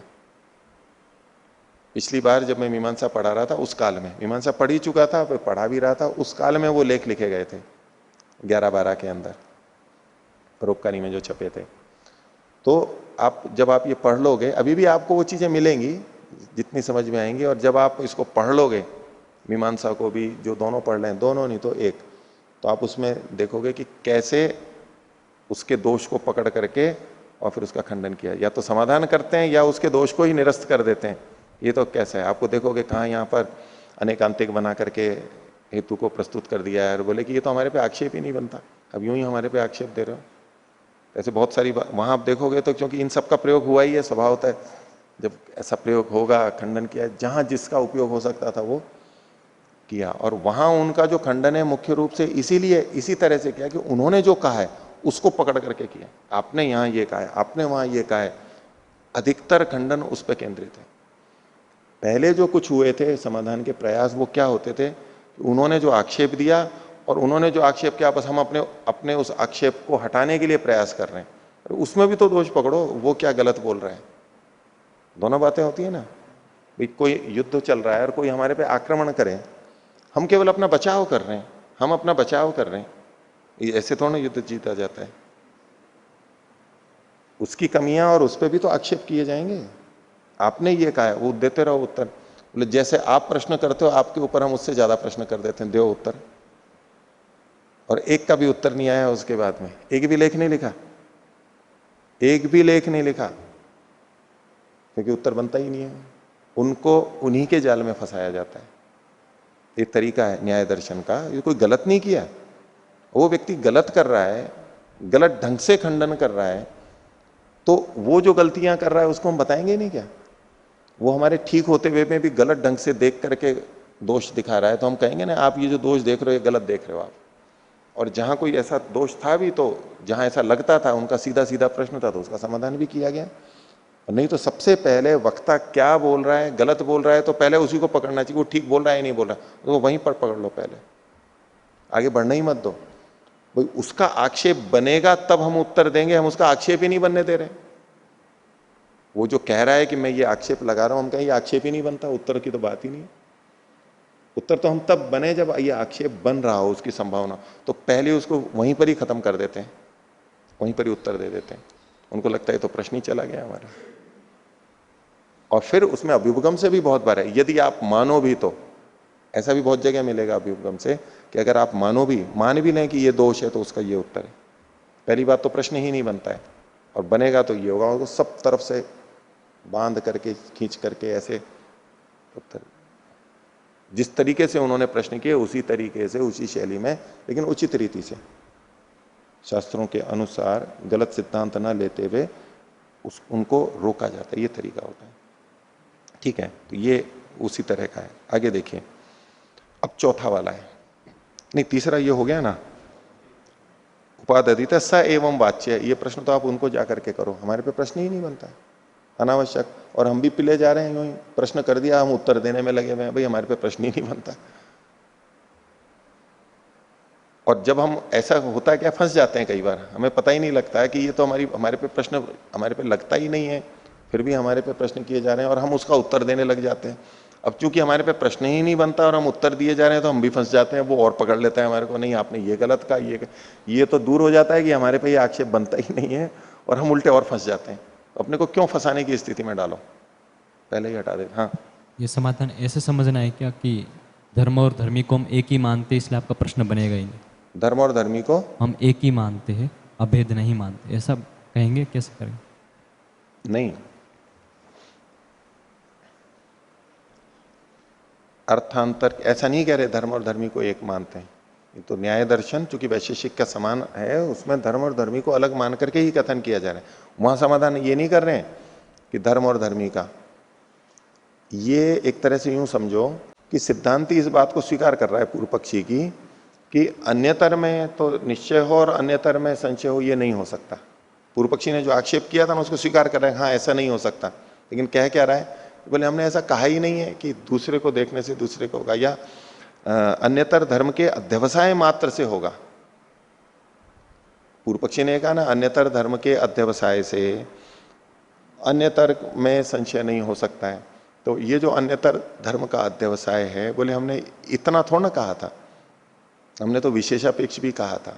अन्यतर धर्म का अध्यवसाय और साथ में जब विशेषापेक्ष होगी तब संशय होगा। अब मान लो यहां पर सांप है, मेरे को पता है कि सांप है और मेरे को उसमें रस्सी के भी धर्म दिखाई दे रहे हैं, ऐसा टेढ़ा मेढ़ा गोलमोल है, और सांप के भी दिखाई दे रहे हैं, उससे थोड़ा ना संशय होगा, क्योंकि विशेष की अपेक्षा ही नहीं है। विशेष की अपेक्षा तो शांत हो चुकी है, पता है कि इसके आंख दिखाई दे रही है, ये सरक रहा है, जीभ निकाल रहा है, विशेष की अपेक्षा नहीं है मेरे को। तो समान धर्म के का अध्यवसाय है अभी भी कि रस्सी भी ऐसी होती है, इतने मात्र से संशय थोड़ा ना कहा था हमने, ऐसा कहा ही नहीं। हम तो कह रहे थे विशेष की अपेक्षा होगी तब होगा। वो धर्म धर्मी वाली बात पे केंद्रित नहीं कर रहे हैं, उसको मानते हुए कह रहे हैं। प्रश्न पे प्रश्न ही नहीं बनता हमारे पे, तो जो ऐसा कहे उसको जाकर के पूछना, प्रश्न को ही निरस्त कर दिया ऐसे। आगे देखिए, यत पुनरेतत् कारण कार्य कारणयोः सारूप्य अभावादिति। ये चौथा वाला जो था उसने कहा था कि अनवधारण, और वो अवधारण हो रहा है, निश्चय हो रहा है अध्यवसाय, उससे अनवधारण रूप संशय कैसे हो सकता है, कारण कार्य में सारूप्यता होनी चाहिए। उसका उत्तर दिया जा रहा है कि यत पुनरेतत् कार्य कारणयोः सारूप्य अभावादिति। कारण और कार्य में सारूप्य का अभाव है, इसलिए संशय नहीं हो सकता है, ये जो आपने कहा था। तो कहा कारणस्य भावाभावयोः कार्यस्य भावाभावौ अल्प विराम कार्य कारणयोः सारूप्यम। अब ये बता रहा है कि कारण और कार्य में सारूप्य होता क्या है। पूर्व पक्षी ने सारूप्य तो अवधारण और अनवधारण के रूप में देखा। बोले कारण और कार्य में सारूप्य का ये मतलब नहीं है कि कारण जैसा होता है बिल्कुल वैसा का वैसा ही कार्य होगा। अब मिट्टी से घड़ा बनता है तो क्या घड़ा बिल्कुल मिट्टी जैसा ही होगा? पेड़ से दरवाजा बनता है तो क्या दरवाजा पेड़ जैसा ही होगा? हाँ, कुछ चीजें समानता होंगी लेकिन कुछ चीजें विशेषता भी तो होंगी। आकार प्रकार, उसकी व्यवस्था, लंबाई चौड़ाई, दिखना, वो सब अलग होगा ना।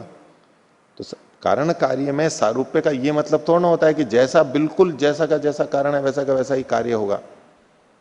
अब आटा है और रोटी है,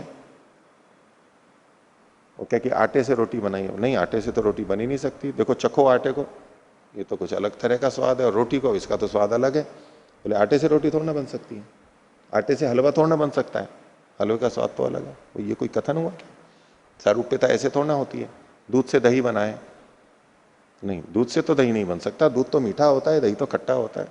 दूध तो पतला होता है, दही तो गाढ़ा होता है। ऐसा वैरूप्य दिखा करके आप कारण कार्य संबंध को थोड़ा ना हटा सकते हो।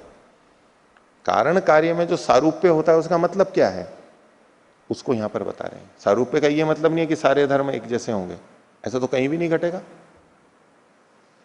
और इतने कारण कार्य हैं, सब जगह घट ही नहीं सकता है ये तो सारूप्य देखने का ये तरीका ही नहीं होता। उस पर दिख रहे हैं कि आप जो सारूप्य देख करके खंडन कर रहे हो वो ऐसा नहीं हुआ करता।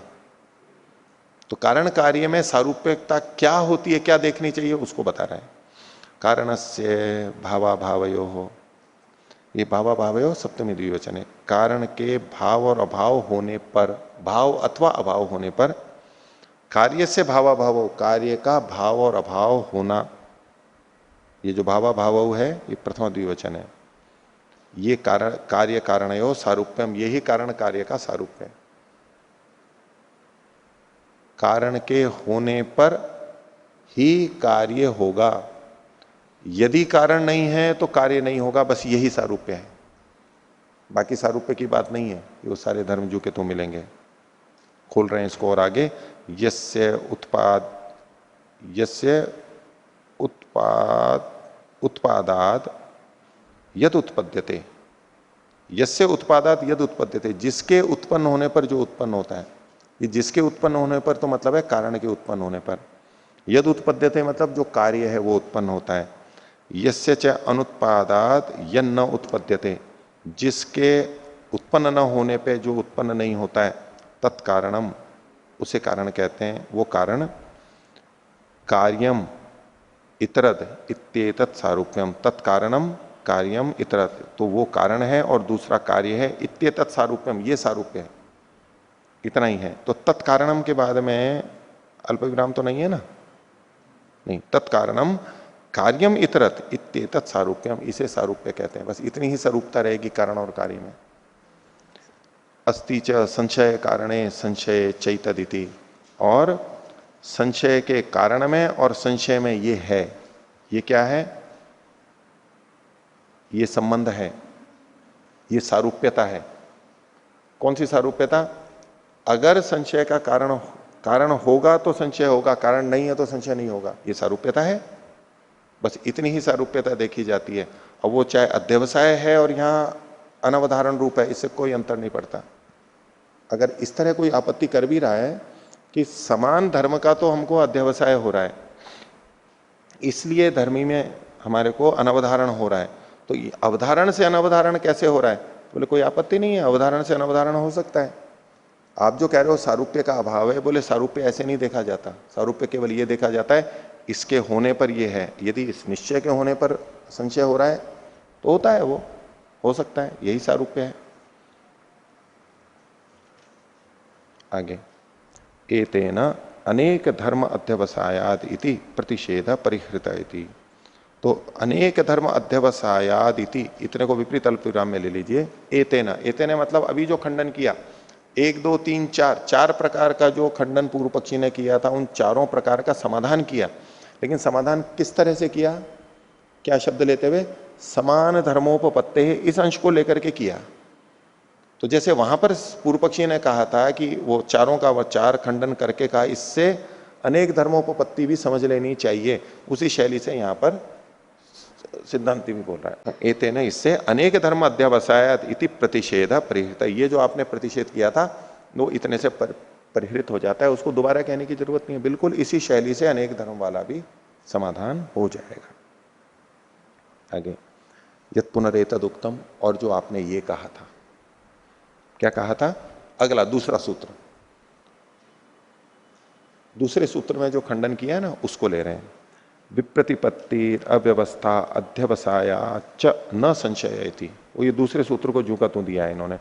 विप्रतिपत्ति और अव्यवस्था के अध्यवसाय से न संशय, संशय नहीं हो सकता है, तो उसका उत्तर दे रहे हैं। पृथक प्रवादयोर, जो अलग अलग प्रवाद हैं, ये विप्रतिपत्ति का उत्तर दे रहा है। पहले प्रवाद मतलब वो ये कहता है ईश्वर है, आत्मा है, ये कहता है आत्मा नहीं है, ये जो प्रवाद है अलग अलग मत में। तो पृथक प्रवादयोर व्याहतम अर्थम उपलब्धे, उनके विरुद्ध धर्मों को तो मैं उपलब्ध कर रहा हूं। वो कहता है आत्मा है और ये कहता है आत्मा नहीं है, तो होना और ना होना ये परस्पर व्याहत अर्थ है, विरुद्ध धर्म है, उनको मैं उपलब्धे प्राप्त कर रहा हूं। विप्रतिपत्ति से कैसे संशय होता है उसको बता रहे हैं, उसको तो मैं उपलब्ध कर रहा हूं। विशेषम च न जानामि, लेकिन मैं इसके विशेष बात को नहीं जान पा रहा हूं। नोपलभे, नहीं उपलब्ध कर पा रहा हूं। न जानामि कोई खोला, न उपलभे ये न अन्यतरम अवधारयेयम, जिससे मैं किसी एक का निश्चय कर सकूं। कोई विशेषापेक्ष है, विशेष की अपेक्षा बनी है, बिना उसके निश्चय नहीं हो सकता है। तो तत्र को अत्र विशेष स्यात्, यहां ऐसा कौन सा विशेष धर्म हो, हेतु हो, ये न एक तरम अवधारयेयम, जिससे कि मैं एक का निर्धारण कर सकूं। इति संशयो विप्रतिपत्ति जनितो, तो अल्प विराम ले लेना यहां पर। तो ये जो संशय है ये विप्रतिपत्ति से उत्पन्न हो रहा है। पूर्व पक्षी ने कहा था कि विप्रतिपत्ति से तो संशय हो ही नहीं सकता, क्योंकि वो कह रहा है निश्चय आत्मा है, ये कह रहा है कि आत्मा नहीं है, दोनों का निश्चय है, तो निश्चय से संशय कैसे हो सकता है? तो कहते हैं नहीं हो सकता है। विशेषापेक्ष को यहां पर बीच में लाए, वो कह रहा है, ये भी कह रहा है, लेकिन ये दोनों विरुद्ध धर्मों को कह रहे हैं। वो अपनी जगह भले ही निश्चित हो, ये अपनी जगह निश्चित हो, लेकिन परस्पर विरुद्ध धर्म को कह रहे हैं। और विशेष धर्म मेरे को मिल नहीं रहा है कि मैं दोनों में से किसकी बात को मानूं, कोई विशेष हेतु नहीं मिल रहा है कि किसकी बात को मानूं, इसलिए मेरे को संदेह हो रहा है, इसलिए विप्रतिपत्ति से संशय हो सकता है।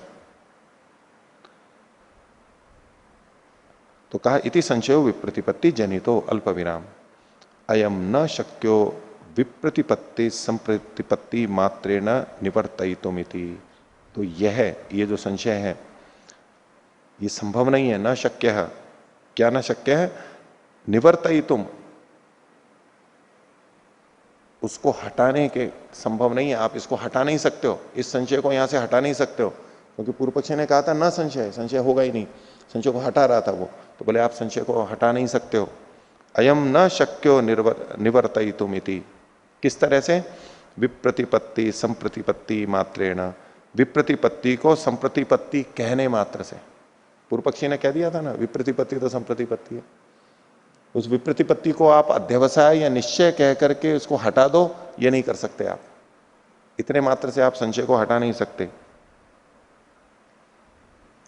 एवं इसी प्रकार से अब ये सूत्र का जो दूसरा भाग था ना अव्यवस्था अध्यवसाय, उसको कह रहे हैं। एवं उपलब्धि अनुपलब्धि अव्यवस्था कृते संशय वेदितव्यमिति।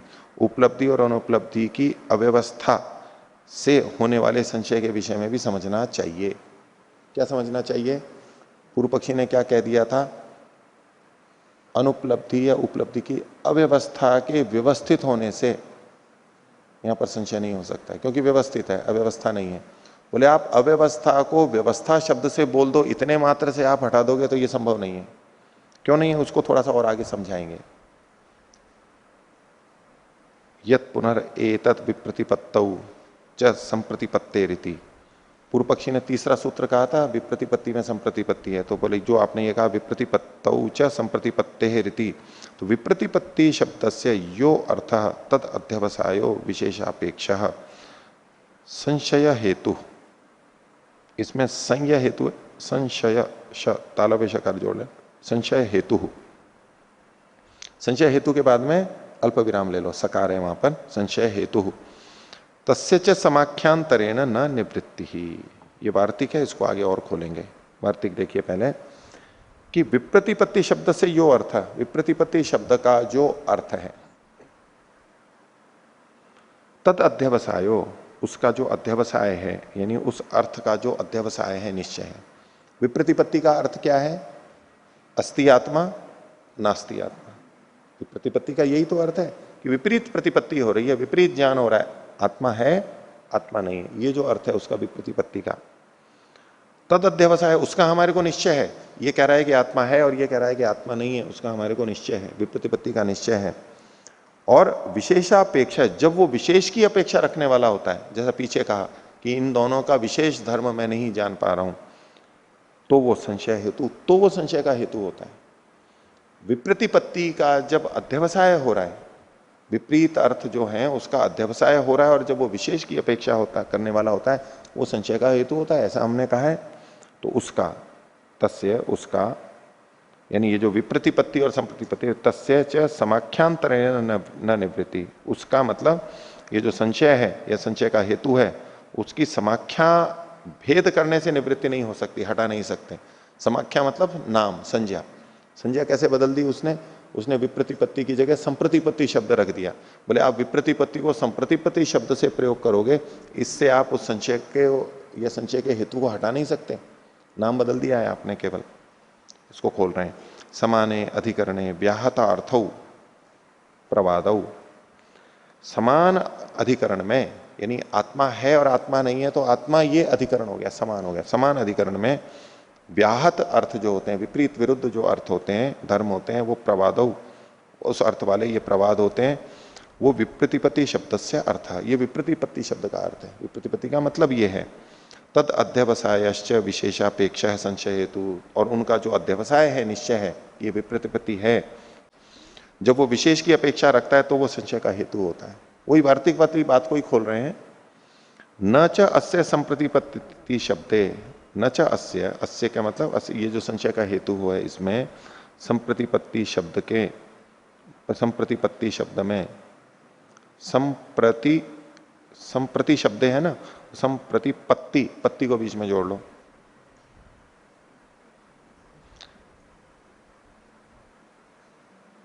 इसमें इस संशय का हेतु है, इसमें संप्रतिपत्ति शब्द के, जो कि समाख्यांतर है, विप्रतिपत्ति की जगह संप्रतिपत्ति, ये समाख्यांतर है, दूसरी संज्ञा है। इसके योज्य माने, मां कर लेना इसको, योज्य माने, क्या लिखा है यहां पर, म, हाँ म कर लेना, योज्य माने, उसमें आप दूसरी संज्ञा को योज्य लगा दो, कर देने पर संचय हेतुत्वम न निवर्तते, न पंक्ति के प्रारंभ में वो आ जाएगा न निवर्तते, संचय का हेतुत्व वहां पर नष्ट नहीं हो जाता है। आप नाम को बदल दोगे उससे संचय का हेतु समाप्त नहीं हो जाता है। और ये जो आपने जिस तरह से खंडन किया है विप्रतिपत्ति को संप्रतिपत्ति कह करके, तदिदम अकृत बुद्धि सम्मोहनम इति, ये जो आपका कथन है अकृत बुद्धि वालों को विमोहित करने वाला है। अकृत बुद्धि का मतलब है जिनकी बुद्धि नहीं होती है, बनी नहीं है, यानी मूर्ख हैं जो। बोले मूर्खों को बहलाने के लिए ये हो सकता है, बहलाने नहीं, बहकाने के लिए। ये जो आपका कथन है ये ऐसा है जैसे कि मूर्खों को आप बहका रहे हो। कृत बुद्धि जो है, जिनकी बुद्धि संपन्न है, यानी जो बुद्धिमान है, उनको आप नहीं बहका सकते। कभी कोई व्यक्ति ऐसा गलत हमारे को बहकाने लगे ना, क्योंकि जा किसी और को बहकाना किसी और को चलाना, मेरे को चलाने आ गया है, मैं सब समझता हूं। तो किसी और को चलाने का मतलब क्या है, किसी ऐसे व्यक्ति को चलाना जो तेरे से चल जाए, तो जिसको बहका सके, उसको इस संस्कृत में इस ढंग से प्रस्तुत किया है कि तथितम अकृत बुद्धि सम्मोहनम। ये जो आपने सारी बातें हैं, तो या तो कहो मूर्खों को बहकाने वाली बात है, या तो बोले तो बच्चों को बहकाने वाली बातें हैं आपकी। मैं बच्चा नहीं हूं, मैं मूर्ख नहीं हूं। तदिदम अकृत बुद्धि सम्मोहनम इति, इतनी हल्की बात कर दी। इसको यूं कहेंगे न तो पंडित बुद्धि सम्मोहनम इति, जो पंडित बुद्धि है या कृत बुद्धि है उसको सम्मोहित नहीं कर सकते आप इसको। आगे यत पुनः, और जो आपने ये कहा था अव्यवस्थात्मनि व्यवस्थितत्वात् अव्यवस्थायामिति, ये वो उस सूत्र को कह रहे हैं। सूत्र चौथा जो है उसको उद्धृत किया है आपने। देखो ये कहा था, सूत्रकार तो हम देख ही चुके हैं। तो बोले यहां पर बोले संशय हेतोर अर्थस्य अप्रतिषेधात् अव्यवस्था अभ्यनुज्ञानाच निमित्तांतरेण शब्दांतर कल्पना व्यर्था। बोले ये जो आपने यहां शब्दांतर की कल्पना की है ये व्यर्थ है। अंत में जो लिखा है ना, कारण तो बताएंगे दो। अव्यवस्था को उसने व्यवस्था मान करके जो कथन किया था पूर्व पक्षी ने, अव्यवस्था अव्यवस्था रूप में व्यवस्थित है, इसलिए व्यवस्थित है तो उससे संदेह नहीं हो सकता। तो बोले जो आपने ये जो शब्दांतर की कल्पना की थी, भिन्न शब्द को वहां पर दे दिया था, ये शब्दांतर की कल्पना आपकी व्यर्थ है।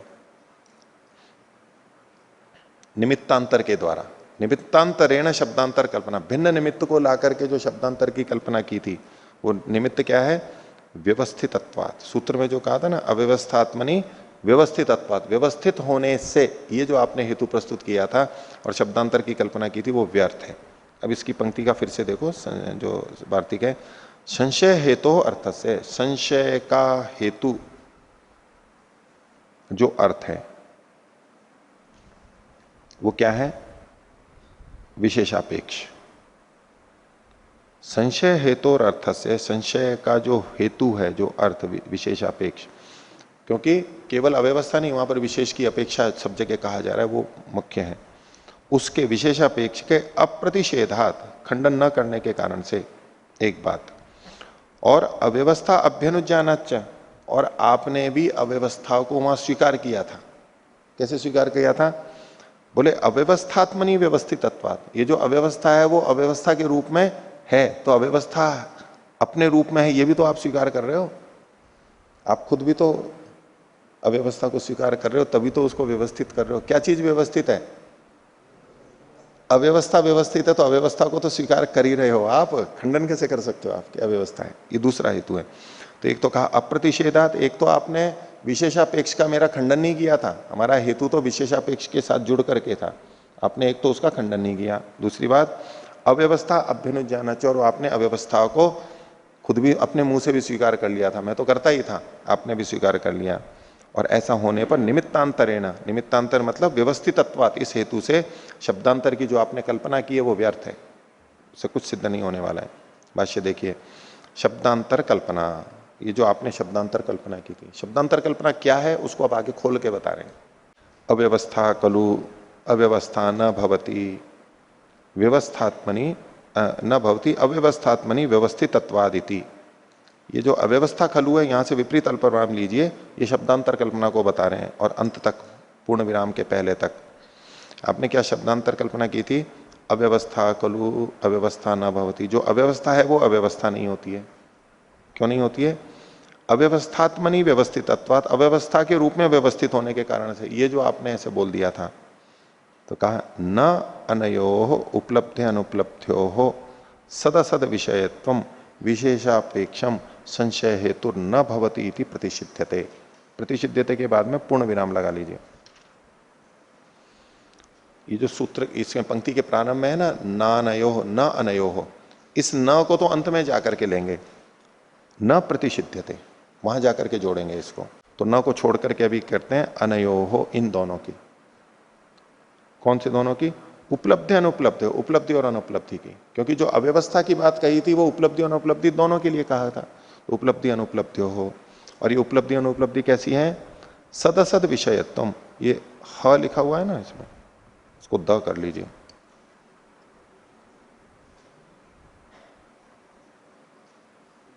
सदसद विषयत्वम, क्योंकि जो उपलब्धि और अनुपलब्धि है ये सद और असद विषय वाली होती है।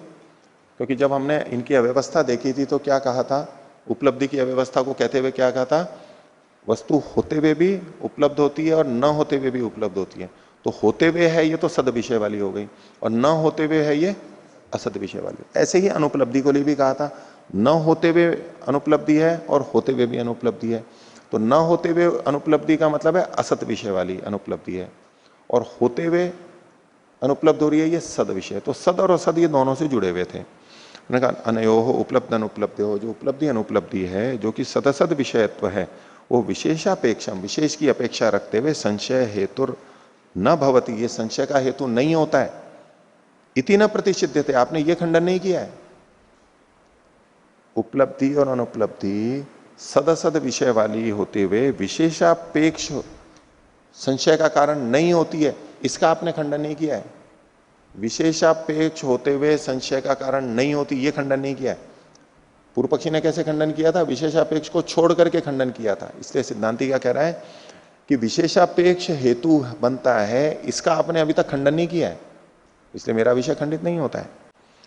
यावता च अव्यवस्था आत्मनि व्यवस्थिता अल्प विराम, और जो अब जब तक की आपने जो कहा है उसके अनुसार, जब तक की अव्यवस्था आत्मनि व्यवस्थिता, अपने रूप में व्यवस्थित है, वहां पर अपने स्वरूप में स्थित है, न तावता आत्मानम जहाती, तब तक वो अपने स्वरूप को छोड़ नहीं सकती है। आप खुद कह रहे हो कि अव्यवस्था अव्यवस्था के रूप में व्यवस्थित है, अव्यवस्थात्मनि। तो जब अव्यवस्था अपने स्वरूप में स्थित है तब तक आप ये नहीं कह सकते कि ये यहां अव्यवस्था नहीं है, अव्यवस्था ही है वहां पर। न तावता आत्मानम जहाती, वो अपने अव्यवस्था स्वरूप को छोड़ती नहीं है। तावता ही अनुज्ञाता अव्यवस्था, तो ऐसा कहने पर आपके द्वारा अव्यवस्था तो वहां पर स्वीकार कर ली गई है।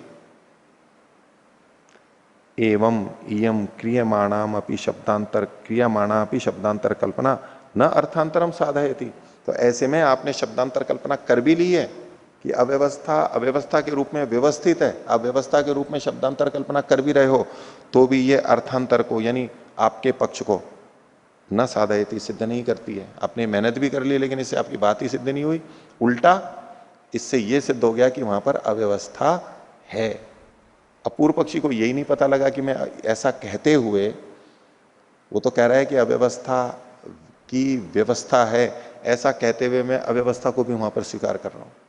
अब सिद्धांति ने उसके वाक्यों को पकड़ लिया कि आप जो कह रहे हो उसमें आप खुद अव्यवस्था को स्वीकार कर रहे हो और खंडन कर रहे हो अव्यवस्था का, कि अव्यवस्था नहीं है। यहां पर अव्यवस्था को स्वीकार कर रहे हो और अव्यवस्था का खंडन कर रहे हो, ये कैसे परस्पर विरुद्ध बात क्या, व्यर्थ बोल रहे हो। आगे यत् पुनरेतत्, और जो आपने ये कहा था, अब पांचवां सूत्र जो पूर्व पक्षी का था उसका उत्तर दे रहे हैं क्या? तथा अत्यंत संशय तत्धर्म सातत्योपपत्ते है। इसमें अत्यंत धर्म हो जाए, अत्यंत संशय होगा क्योंकि उन धर्मों की सातत्य की उपपत्ति होने से। ये पूर्व पक्षी का है, इसको विपरीत अल्पविराम में ले लीजिए, है ही ठीक है। इति, ये जो आपने कहा था नायम समान धर्मादिभ्य एवं संशय, कि ये केवल समान धर्मों के द्वारा ही संशय नहीं हो रहा है। हमने ये कहाँ कहा कि समान धर्मों के द्वारा संशय होता है? किम तरही तद विषय अध्यवसायात उस विषय के यानी समान धर्मों का निश्चय होने से और विशेष स्मृति सहिताद, और लेकिन उसके विशेष धर्म की स्मृति के सहित है। इसमें एक तो विशेष स्मृति है ना, तो उसमें विशेष का मतलब विशेष धर्म की स्मृति लेंगे। और यहां संहिता लिखा है, स के ऊपर बिंदी है, उसको हटा दीजिए। सहिताद, विशेष स्मृति सहिताद इत्यतो, विशेष धर्म की स्मृति के सहित होता है। इत्यतो न अत्यंत संशय इति, इसलिए यहां पर अत्यंत संशय नहीं होगा।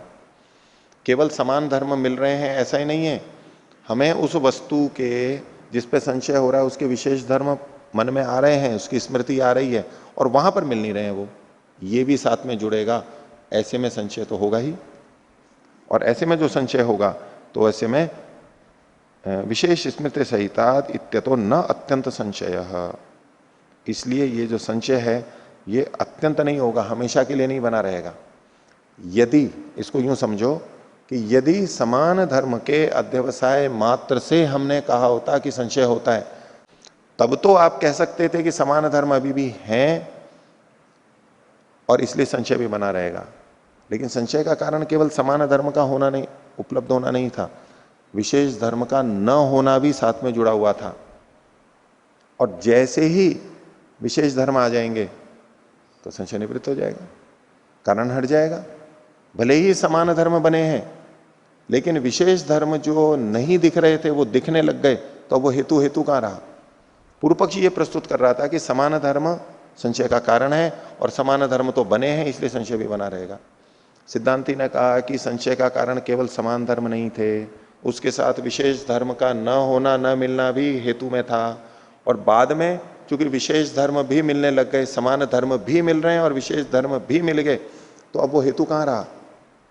समान धर्म का मिलना तब संशय का कारण था जब विशेष धर्म नहीं मिल रहे थे, और अब जब विशेष धर्म मिल गए हैं तो वो हेतु ही नहीं रहा, हट गया हेतु तो इसलिए संशय भी हट जाएगा। इसलिए अत्यंत संशय नहीं होगा, न अत्यंत संशय इति। अन्यतर धर्म अध्यवसाय अथवा न संशय इति। अब ये जो बात कह रहे हैं ना, ये प्रथम सूत्र का जो अंतिम भाग था, अन्यतर धर्म अध्यवसाय अथवा न संशय, और भाष्य में भी जो खोला था उसका उत्तर यहां पर दिया जा रहा है। प्रथम सूत्र का अंतिम भाग का उत्तर यहां दिया जा रहा है।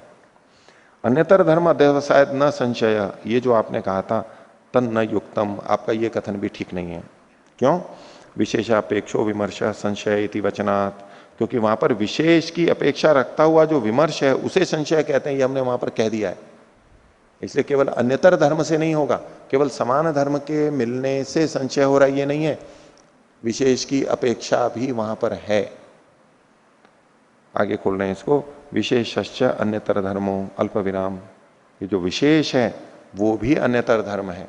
विशेषश्च, च मतलब यहां पर अपी अर्थ में, विशेषश्चापि अन्यतर धर्म, जैसे समान है वो अन्यतर धर्म है एक पक्ष में, ऐसे विशेष भी अन्यतर धर्म है। विशेषश्च अन्यतर धर्मो अल्प विराम न तस्मिन अध्यवसीय माने विशेषापेक्षा संभवती। हम यहां फिर देखो दो नकार हैं, ध्यान देना, न तस्मिन नहीं, न तस्मिन अध्यवसीय माने, ये न निषेध नहीं है, ठीक है, ये न केवल संधि के कारण से हो रहा है। न तस्मिन अध्यवसीय माने विशेषापेक्षो संभवती, तस्मिन अध्यवसीय माने, तस्मिन मतलब इस विशेष जो अन्यतर धर्म है उसके अध्यवसीयमान होने पर विशेषापेक्षा न संभवती, विशेष की अपेक्षा नहीं होती है। यदि उसका अध्यवसाय हो गया विशेष धर्म का तो उसकी अपेक्षा नहीं होगी। जैसे समान धर्म का ज्ञान हो जाता है तो समान धर्म की अपेक्षा नहीं होती है, लेकिन विशेष की अपेक्षा कब होती है, क्यों होती है? क्योंकि विशेष का अध्यवसाय वहां पर नहीं हो पा रहा है। जैसे ही विशेष का अध्यवसाय होगा तब विशेष की अपेक्षा नहीं रहेगी। तो समान धर्म के अध्यवसाय से विशेष धर्म का अध्यवसाय नहीं हो जाता। विशेष धर्म तो अनध्यवसाय रूप में है, निश्चय अनिश्चय रूप में है, तो वो अनिश्चय ही रहेगा। जब वो पता लग जाएगा तब वो अध्यवसाय के रूप में आ जाएगा। तो विशेषश्च अन्यतर धर्मो न तस्मिन अध्यवसीय माने विशेषापेक्षो संभवती इति। अंतिम सूत्र और इसमें कहा सातवां, वैसे तो सारा समाधान कर दिया है, उपसंहार के रूप में एक नई बात और कह रहे हैं। यत्र संशयस तत्र एवं उत्तरोत्तर प्रसंगः। बोले जहां जहां भी संशय के ऊपर कोई प्रश्न खड़ा करे तो इसी प्रकार से प्रसंग आ जाएगा, इसी तरह से प्रत्युत्तर दे देना। कहीं एक विषय प्रारंभ किया, उसमें उसको करने से पहले ही किसी ने संशय के ऊपर चर्चा चला दी, तो वहां भी वैसा ही उत्तर देंगे। अब कभी किसी दूसरे विषय पे बात चल रहा है या जल्प चल रहा है, वहां फिर किसी ने संशय के बारे में प्रश्न खड़ा कर दिया, तो वहां भी वही उत्तर देंगे। भिन्न भिन्न जगह पे जहां जहां भी संशय के बारे में कोई प्रश्न खड़ा करेगा इस तरह से, वहां सब जगह इसी तरह से उत्तर दिया जाएगा। भाष्य देखिए, यत्र यत्र संशय पूर्विका परीक्षा, जहां जहां भी संशय पूर्वक परीक्षा की जाती है, कहीं पर भी शास्त्रे कथायाम वा, चाहे तो शास्त्र में अथवा तो कथा में, कथा कितनी होती है?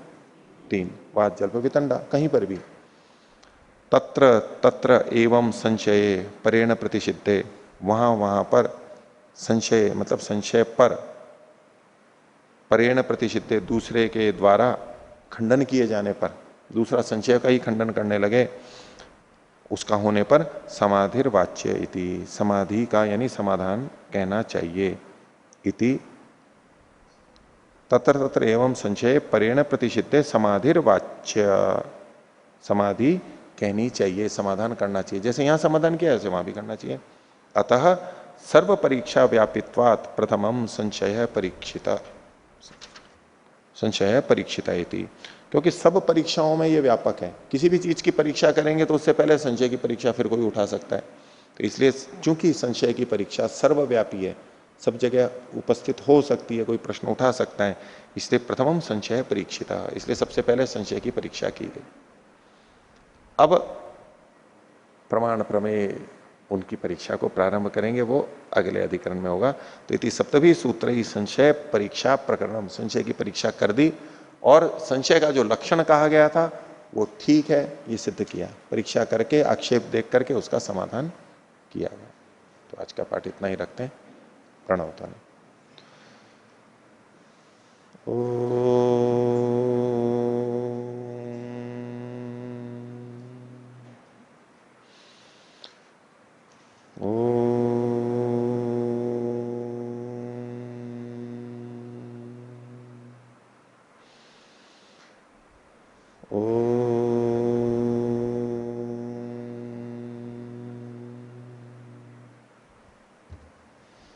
सभी को सादर अभिवादन। ओम